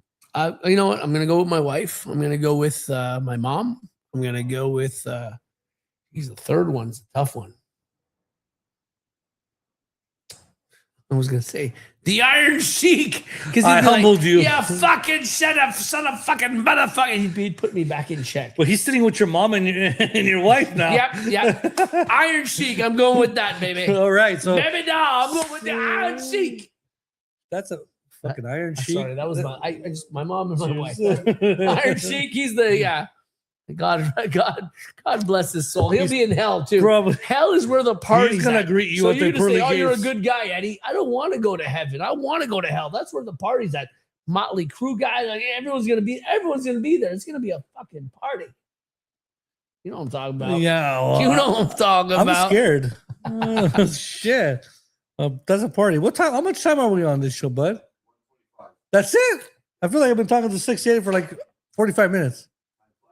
Holy shit, Eddie. Yep. Let's talk about the modern state of wrestling. Yep. There's two things. I asked Maria Belmont last episode if you watched it, but I mean, last episode there's a ring wrestling and no ring wrestling. Yeah. No ring wrestling is making an impact here in Montreal. Yep. You got PFW, you got Litteville, you got even the one that you did at the cinema at the Total crap. Yep. Total Crap. You got a lot going on with no ring wrestling. But what do you see the state of pro wrestling here in Montreal, Quebec, Canada? Of no ring. Of both. Of both. So I want to say again, I'm going to take my hat off to Casanova Valentine because I believe that he started the idea of no ring wrestling, which is you can put up a wrestling show anywhere. You can add with your atmosphere and the people that are around. You can do a wrestling show with what you got with improv. Yeah. And you can make it a show. Not everyone has the budget. Not everyone could get a ring in a bar. The ceiling's lower, this and that. So you do what you can do, but you incorporate wrestling in it. So Casanova Valentine, I want to say is an innovator of this from New York Great State work. and from Brooklyn, New York, Brooklyn. So anyways, he brought that in and more guys were seeing that. I think that like, hey, a ring costs this much money. We don't need to bring the ring in. Yeah. Then already that saves money. We need though wrestlers that could also be actors that could work around this. So when you find what you can do, which Maria Belmont, I feel is one of the best. Brad Alexis, another one that's great. Next Sunday. And again, with Le Diable en Personne, Okay, so you just named 3 of Pit Fight That are- Wrestling's no ring disciples. they are together. They're a formidable team, but they know what they're doing in there. And that is great. So you get to work with them. I think you're in good hands. Like it'll be a good show. So that's the thing. I'd love to show some things that I can do in a ring when I can't show that in Pit Fight Wrestling. So if they come to another wrestling show from Pit Fight Wrestling and they come to IWS, to TUW, to Battle War, they will see me do extra stuff that I can do because I have a ring. And I'd love that too. I'd love the fans to come to all the shows. You might have your favorites. You might have your favorite wrestlers. You might have your favorite federations. But come and support us. Come and see us all what we can do. Because sometimes, again, we're limited. We're limited with a low ceiling. We're limited with no mats on a wood floor like in Total Crap. But we're there to do a great job. And that's what we're there to do. You give us a platform and we'll fucking run with it. We'll make it our home and we'll make it the best show that we can do for you guys. Because that's what we love to do as performers, as wrestlers, as entertainers, as we're basically we're hoes in this business. We're hoes in wrestling. You know what I'm saying? I'm like, you tell me what to do, I'll do it. Oh, I'll do it. Look me in the eyes right now. You'll be like, you look me in the eyes and you do that. I will do it for you. I will do it for you. I don't know what I'm talking about. Yeah, Hey, remember the Eagle Belt? The Eagle Belt. Oh, yeah. Hey, people, we got any more comments up there? Dom, no comments. No comments.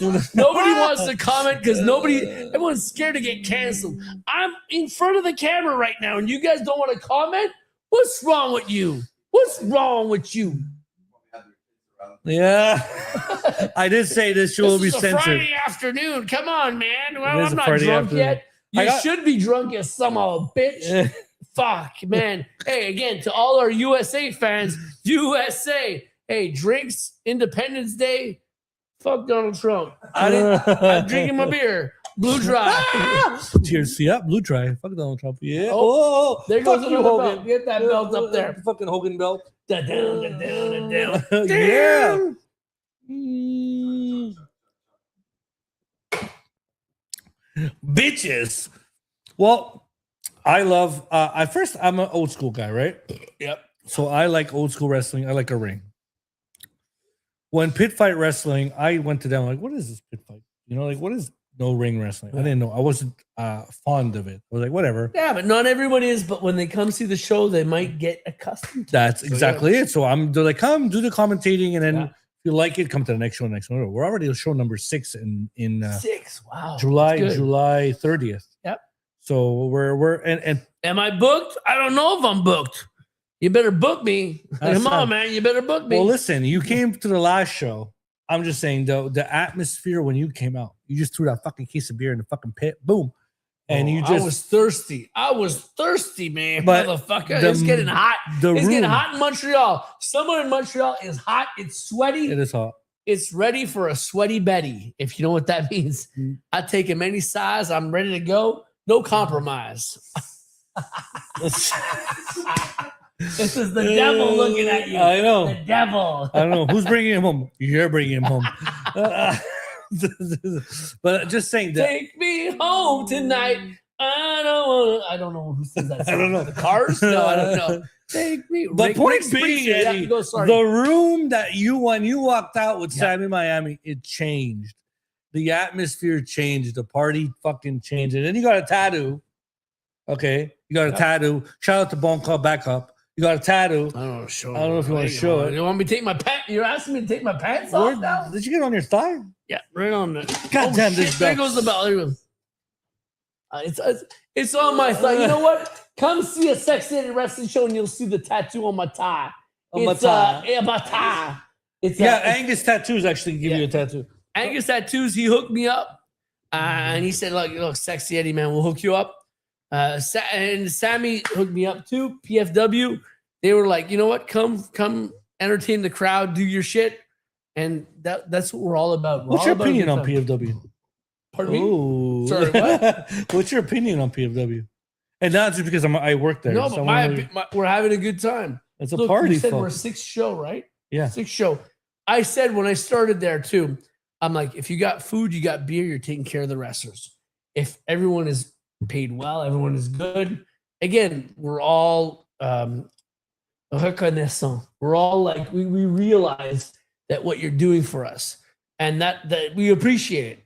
So we're at show number 6 we did. Now we're at show number 7. No, is the no, next we're one. going on show number 6. Show number 6. So look, man, we've started already so young February. and we're like building up big, man. Like it's great to see. As we'll go along, we'll get more storylines, more solid things built up. But you're having fun. Having a fucking blast. I'm having fun when I'm there. He's there every show. Everyone's having fun. Like the crowd there is going to get bigger and bigger. The band's there. We had a Fatal Switch. We had the fucking Phony Ramones. Dude, that too is a plus where you don't get that anywhere else. So I love the variety show. Like, you got music, you got wrestling, you got alcohol, violence, you got Pussy. Oh, I didn't say that. Oh, shit. I was gonna say that, but no, but you got everything, and Yeah. that's what people want to see now. I know it's a Thursday, but you know what? Fucking Thursday, payday. So you know what? Come down, have fun with us. Fucking get tattooed with us. Fuck Yeah. The turnout was huge. The last. yeah, yeah, man. If you watch the show back, Maybe because they knew I wasn't wrestling on it, they knew I was getting. Fucking when just a you showed tattoo. up out of the So elevator, crowd I'm like, what showed the up, you know. when I was there, I see Eddie coming out of the. What the fuck is Eddie doing here? Like, is he selling his fucking hot sauce? He's like, what the fuck? He's not booked. Like, and then you come out and do your fucking shtick. I'm like, this fucking just changed the whole mood of the fucking show. This is amazing. It was fucking amazing. Like, I was so fucking proud to say, "Oh, it's SeXXXy. Keep your fucking pants on." But like, he It was a pulled it up. surprise, too, It so- was. But that's when I talked to Sammy and I was like, look, man, let me get a tattoo. What I got nothing better to do on Thursday. let me get a fucking tattoo. Yeah. You know, so let's do that. And the fans are taking pictures. It was fun. We interviewed you. Interview, and I'm like watching. I'm watching Ryan do his band with the Phony Ramones, and I'm like watching them play. I'm like, this is great. I'm at a bar watching a show, getting tattooed. This is a great time I'm having right now. There's wrestling going on. There's great matches again. Christian wants to suck your cock. Layla Wild, fucking amazing talent. Jesus you gotta look Christ. for her. We had Tara Zepp. Yeah. Tara Zepp. Can I save this for the last story? You tell me when it's. We gotta wrap it up. We got 5 minutes. No, go ahead. I'm gonna tell you a Tara Zepp story. We're gonna wrap it up. You tell me when it's 5 minutes. Okay. No. But like, so much entertainment wrapped up in one fucking show. It was exciting. It was enlightening. It was fucking dramatic. It got me hard. It got me hard. You know, I don't want to lie. I was face down on the tattoo table, but I was fucking hard. I fucking had a semi right there. That fucking tattoo table must have got dented in. You know, I'm just saying. But but I want to know, like, I'm proud to say I call you a friend, and also like to even have you. That the whole show was awesome.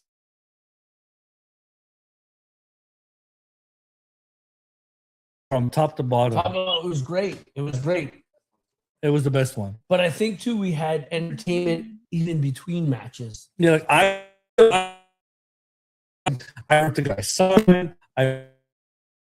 You went to the same girl, Heather. It's like you went to her and it's like, hey, you've been around the block. I was trying to pick her up, bud. Like you were cock blocking me the whole time. I'm sorry, bro. I'm sorry, like, man. you know, she like I smelt it. She's like, she needs it. She needs it right now. I smelt it. yeah. Okay, so Going to hell. Like I said, I'm going to hell. So basically, no ring wrestling is making a moment. It's building here in Montreal. But what about regular? Like we got 1,000 federations going on. Oh. What do you think about the saturation of professional wrestling in Montreal, Quebec? At first, at one point, I thought it was like a lot of wrestling, but you know what? There's a lot of fans out there too, and there's a lot of areas. There are a lot of areas. So you know what? Some people can't get from one place to another, or they don't know it. When I started wrestling, I didn't know there was this many federations. So I'm like, where do I train? So I'm thinking in the fans' perspective, there's not that maybe there's not that many shows. So it's like, if you're from a certain area and there's a show, go see it, go encourage it. Yeah, like I love that there's wrestling. Yeah, I love that guys get work. I want guys to get paid because again, we're doing hot dog in apple water. You Yeah. know, it's not hot dog. No, but that's the thing. We're doing what we can, and I have my job. You have your job. We all have our jobs, and we don't necessarily put our neck on the line. But when you're on the top rope and someone's superplexing you, if something bad happens, man, you know what I mean? I'm saying? So we love it so much, but fucking take care of us. Take care of your wrestlers, man. I'm like, prends soin des lutteurs. If you don't have a show, if you don't have wrestlers, you don't have nothing. You don't have no money. So take care of us. You know what I'm saying? Yeah. Like you need to do that. So again, I taught pit fight wrestling. When I told them, I said, look, we need to have some beer for the wrestlers. Have some beer for the wrestlers. Have some food for the wrestlers. There's food. There's got sponsors. Take care of your boys and your girls. Take care of everyone backstage. You know, and it's just, man, a great vibe. The last show was incredible. Amazing. Where the band, Ryan's coming up to me. He's the lead singer in the Phony Ramones. And he's coming up to me. We're taking pictures. He's taking pictures of all the wrestlers. We were all talking and we're all having fun together. It wasn't like, oh, you're the band, we're the wrestlers, this and that. No. We were all having fun together. There was food. There was That was my drinks. wife. Yeah, yep. Again, I did not hit on her. It's on camera. I did not hit on her. She did tell me you were a sexy motherfucker. Her eyes looked down, but I said, hey, I lifted her chin up. I said, you look up You at touched me. her? Wait a minute. No, I didn't. I said, you like, yeah. That one. I'm sorry. So, you son of a bitch. He's got me on the spot right now. But when you got a complete show, when you got everything, everyone's having fun, it all shows, and it shows in the crowd. When places they don't take care of anyone, no, but you see that, and you see when people are having fun, wrestlers and the fans, it transmits to everyone. So we have a great fun now. So that's your main place at Pit Fight Wrestling. Yeah. And I think, again, I love when a company starts up and it's doing great. And you just keep the momentum, going. Don't go and book people that are too expensive for the future. Wait, build it up. We got so much local talent. We got So people much. in Ottawa and everywhere that, you know what? So like Tara Zepp was at the last show. Go ahead, do your And first story. so is it already time for that? You tell me when it's 5 I minutes. want to know the story though. No, you're gonna ruin it. 5 minutes before the end of this What podcast. time is it? How much time are we at? Oh shit! Well, yeah, it's about 5 minutes. We can't go over 2 hours. Shut the fuck up! I still got some more beers to drink. Really or what? Nah. No, I don't fucking care. I'll go over. Let's go. Fine. So Tara Zepp said it was okay for the story. So So again, you know Tara Zepp? Okay. yeah. So we met. Where'd you meet Tara Zepp? We met. Fuck. Where did I meet her? Shit. What sex party were you at? Man, I'm trying to think. No, I'm joking. She said it's okay to tell the story because I'm already married, so it was fine. But so one day I woke up and I was naked on my couch at home, like a werewolf. You know, in those movies, you get the werewolf and he wakes up and he's like, "What the fuck?" So I was naked on my couch and I woke up. I had a rash all on my chest, all on my crotch, all between my legs. And I woke up. My wife was already gone to work, and I'm like, "What the fuck happened last night?" I partied hard. I partied for a day and a half. So I was like, again, it just shit happens. Shit happens. You're just having a good time. So listen, I'm trying to fucking put the pieces together. My wife's at work, and I'm like, I got to put these pieces together before she comes back because I got to explain all this shit. Where these marks come from? Right? So, so the first thing was I was at a bar, and we were having drinks. Fucking Green Phantom, you're responsible for all this shit. And I was like hitting on the girl that's singing. I was hitting on her hard. We went to elementary school together. There's the icebreaker right there. But so that's all I remembered. I saw some pictures afterwards. I'm like, I don't remember taking these pictures. Then I'm at Green Phantom's hangover house. story. My next blackout, back in. And then I'm at Green Phantom's house, and Green Phantom's telling me, "Oh, this girl's a stripper. Nice fucking juicy tits. I love juicy tits." Oh, yeah.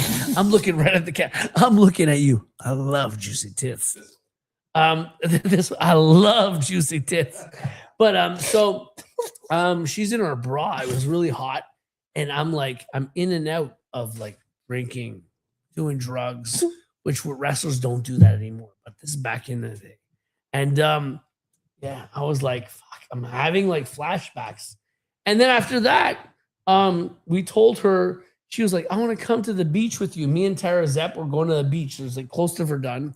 And she's like, "I want to come." And we're like, "Oh, she's gonna bring down the party. We don't want this extra baggage." So we're like, no, we're gonna go do this. So we ditched her. And then we went to the beach. And like every time I jump in the water, I'd fucking wake up from my fucking alcoholic fucking haze, and I'd be like, "Oh, I'm awake," you know. And then when the sun would hit, I'd be like back drunk again. So all this to say, tasty. I had 3 girls that I was like, I don't know what happened. I'm waking up on my couch like a werewolf, like I said, in a little ball with a rash all along here, and I'm like, what the fuck did I do? When my wife comes back from work, I got to explain what happened. I don't know what happened. So I don't I got to explain that. And then, so I'm thinking in my brain, all this shit is happening. My brain is not that big. So already all this shit is happening. She comes back and she's like, babe, she opens the door.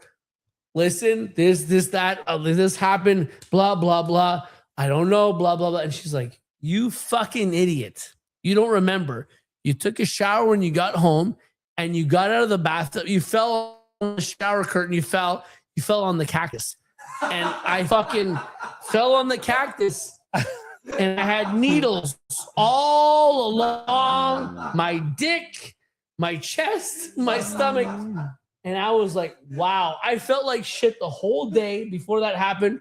And I felt so good. After she told me that, I'm like, fucking give me a cactus every fucking day. I will sleep with any fucking girl and fucking fall in a cactus if it means I can get away with this shit. So again, Tara Zepp said, now that I'm in a relationship, I'm married, you can tell that story as much as you want. So there you go. That was my story. Cheers to that. Cheers to being a fucking, I don't remember what happened there, but yeah. Thank God for Tara Zepp. She's fun. A lot of people thought at the last PFW show, they were intimidated to go talk to her. I just went up to her and say, what's up? Nice to meet you, you know. I don't want to be in her face. Like, she's going out there. She's doing a lot of events. She knows she's been in the business not that long, but she knows, she loves deathmatch wrestling too. Yeah. And she knows the future of it, I feel. Where she started out, she did a TNA thing where it was like, that's what, or AEW, it was like, that's what they want to see. So she gave them what they wanted to see. But instead of being her personal herself, she should have done that. And she said that. Where she's like, I should have given them what I am, my character. Vile villain, yeah. Right? So, like, she's great, and she was great to school the girls that were in her match together. And she has a lot of knowledge already with the young amount of time that she's been in wrestling. Her second show, her first show, she had it with Mick Foley. Second show, she had asked me if I can do it. She lost some sponsors and shit happened. So, yeah. Again, like, wrestling is... So you're close. You could say you're close to Tara Zepp. Close. Friends. Close. Is my penis in her? How close do you want to talk about? Friends. I guess we're just friends. Okay, Jesus. Boo, we're just friends. I want to be more than friends, Tara. Jesus She's married. Christ. She's married. Come on, why are you instigating this shit? Why are you he instigated this shit, not me. Well, anyways, we're we're all having a good time. Don't mean nothing but a good time. Oh, fuck yeah. But Tara Zepp was awesome. Like, she was awesome at Pit Fight. She's coming back July 30th. Coming back. Good. She's coming back for one more event, so that's gonna be fun. A big show for Tara Zepp. But she's awesome. She's cool to talk to. No, she's from Toronto, I believe. Yep. So she was from Vancouver before. Vancouver. That's how I remember Vancouver. Toronto. And married to Facade. Can I say that stuff? Is she married? Like, yeah. I don't know. I know she's married to the guy with the green hair. Yeah, Facade. So, like, again, he's American, I believe. He's so in the NWA, I think. You know, I know. I don't know, but like, if you know, I don't know. I remember seeing him in the JCW stuff. So JCW, and yeah. Juggalo Championship Wrestling. And you've been there. I remember seeing you. When are you gonna book me, motherfucking clowns? When are you gonna book me, man? Come on, man. JCW, I saw you got eliminated butt ass naked. You know, in that battle royal at GCW. GCW, not Joe. Follow me on Instagram. You're gonna see me get eliminated where I'm naked, totally naked, butt ass naked, holding his cock. It hasn't happened ever in wrestling. So you know what? You want to see the innovator and stuff of craziness. That's what I'm saying. People have done a lot of stuff. You got Japanese wrestling, Mexican wrestling. You got everything where you're just like, it's all been done before. And like, you could do something and then the same thing around the world, that same thing has happened that same day. You never know. So I was like, in my head, is anyone willing? Does anyone have the balls to do what I'm going to do right now? And when guys are like, no. And I'm with a lot of guys, like international, backstage. Hey, if I do this, is that cool? I don't know. Like, you want to do it? You got the balls to do this? I'm like, yeah, I got the balls. I don't have the balls to do a fucking 2 times a 450 flip. No, but you can. I can't do that physically. I can't do that. But I can do this shit. So let me do this shit. So that's what I did. So if that's going to cement my legacy of stupidity, then that's what I'm going to do. And I'm like, you know what? Fuck the haters. Fuck the Jim Cornettes. You want to fucking whine about me while your wife's getting railed by a bunch of guys? Like look, I don't mind. Jim Cornette has something about those guys. Jim Cornette has something to say about SeXXXy Eddy? There's a lot of things to say about SeXXXy Eddy. A lot of things. I don't know. But he doesn't like the entertainment part. He's a fucking old has-been fucking. But he reminds me of somebody else. He still has good knowledge. He still got good knowledge. I prefer Vince Russo. Yeah, you know what? I did a Viagra on a pole match. I did that in the second Viagra on a pole match ever. He did it first with Billy Kidman. I did the second one, and it came out great. I loved the idea. I loved fixing the finish so that it made it look great. So you need to do.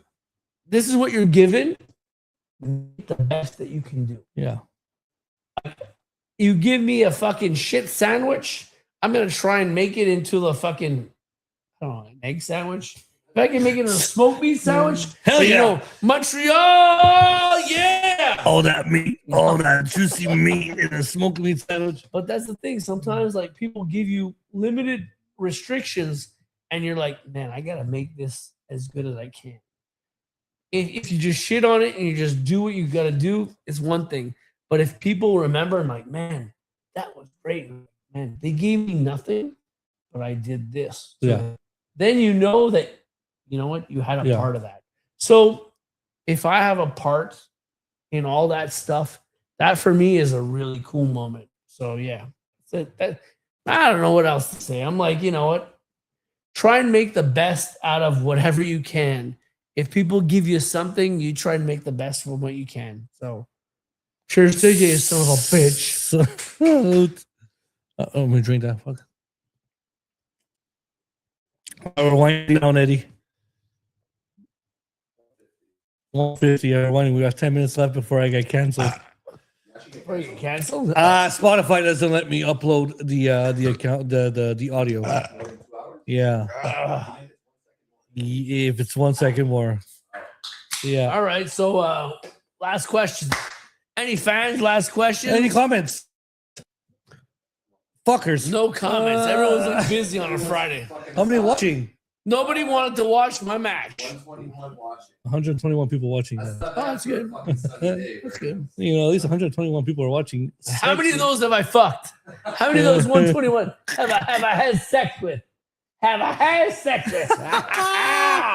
Well, ladies and gentlemen, if you want to see SeXXXy Eddy, that camera there, tell everybody what's coming up next for you and your social media. Yeah. Where they can find you. All right, we got July 11th is the Lachine show. It's free. Come on down. 1345 Notre Dame Street. Free. What do you? We're gonna be selling beer. We're gonna be selling a bunch of stuff, food and everything. Come on down, have fun. You got 5 matches. These are matches that for me I wanted to see. So I helped book these matches because I wanted to see them. Other than that, like I said, IWS, Battle War, TUW. Check them out. Find their websites. A lot of fun, a lot of action.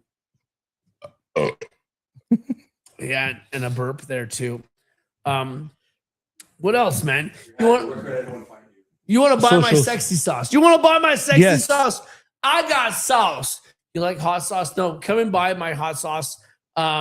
So we pay for our labels, our ingredients, and our bottles, but 100% of the profits go to the charities that we help out. We've helped out. Now it's going to be our 15th charity on July 11th at our Lachine show. We're helping out, and it's super cool. I feel like a good person, so come help me feel like a good person. You are a good person. Buy my sauce. It's going to hell. But if you want to give me a blowjob, I'll feel like a bad person.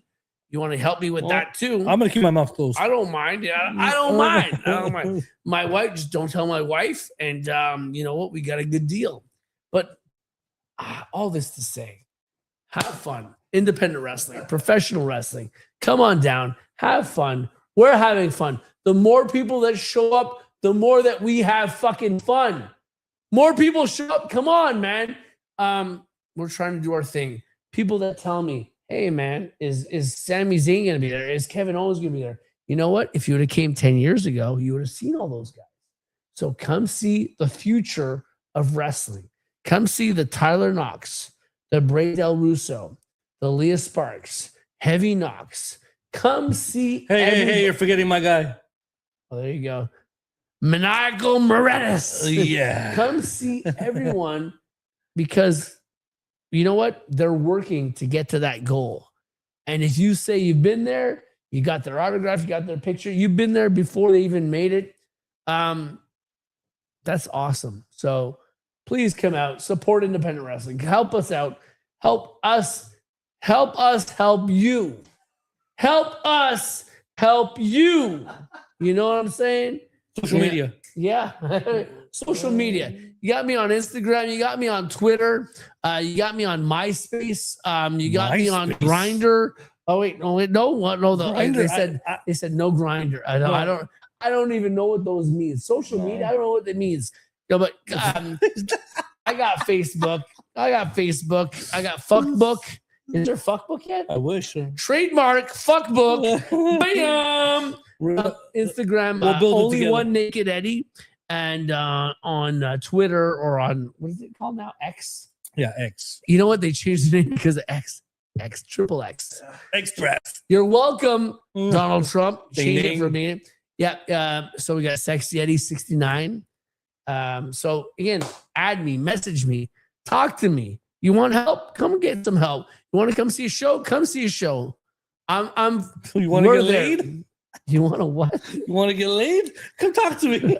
He said that. I didn't say that. Send me pictures of your girlfriend or sister, and maybe they Listen. will get laid. I don't know. I told my wife the other show, I'm like, you are never ever going to be around in the same room with SeXXXy Eddy ever again. Oh, Because she's like, she told me straight, when you get to his age, you're gonna be just like him. Oh fuck! I wish I had the same pussy that he had. But like, fuck. Jesus Christ. Jesus Christ. Anyways, go ahead. I don't know. I said everything. I said everything. I Okay, need to say. last question for you, bud. Yeah.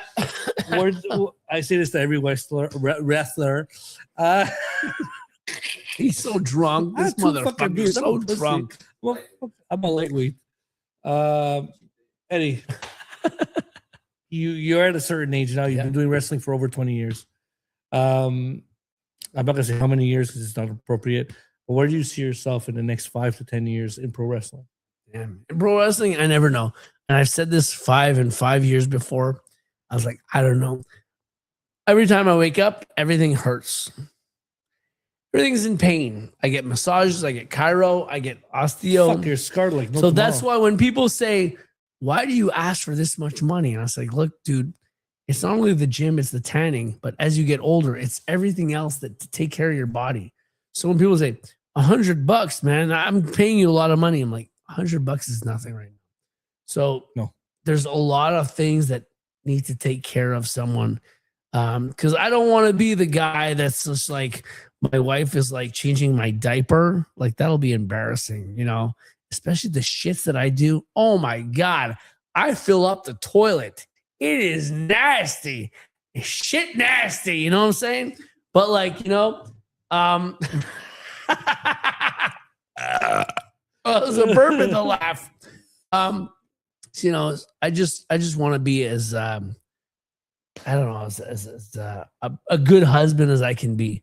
So like, that's the thing. Wrestling is like taking care of shit.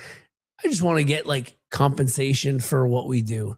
We do a lot of stuff. Well, you get paid, If you man. appreciate what we do, again, buy our merch, buy our stickers, buy our pictures, buy our t-shirts, buy our caps, buy my hot sauce. Fuck, I'm just telling you that's all. You're helping out. We've given our lives, and it sounds exaggerated sometimes. We've given our Obvious. lives to what we do, but it's the truth. Jumping off the top rope is not always safe. Jumping off the top rope with someone you don't know is not even less safe. So what I'm saying is that we want, you know, buy our stuff so that way we can keep doing what we're doing. And if guys keep doing what they're doing, they may eventually get to the TNA, AEW, WWE. So please help us out. You are supporting the next future stars of this business. Thank you very much. Salute. And there you have it, guys. Eddie, from the bottom of my heart, I'm not trying to make you cock hard. But I mean, you are an inspiration to a lot of wrestlers in Montreal scene, especially to like people like wrestlers are intimidating. But when you come to a wrestling show and you go meet SeXXXy Eddy, it's nice to know that you're one of us, and you're that's okay, and you're just awesome to be around with. Even like beers, fuck that. Like I'm having a beer with SeXXXy Eddy.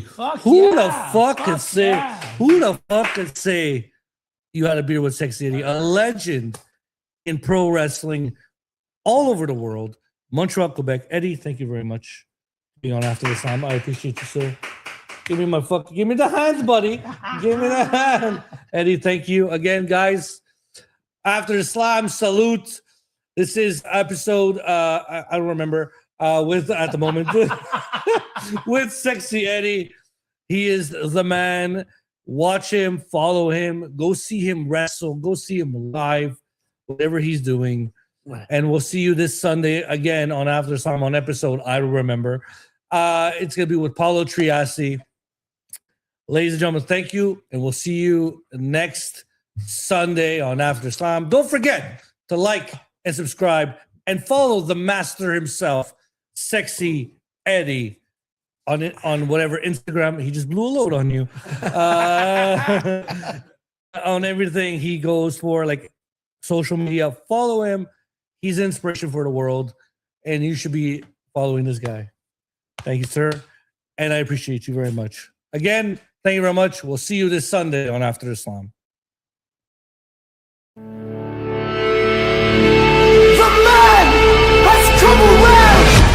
Ladies and gentlemen, the following contest is scheduled for one fall. Introducing first the host, straight from After the Slam podcast, Bodacious Albert. After the slam.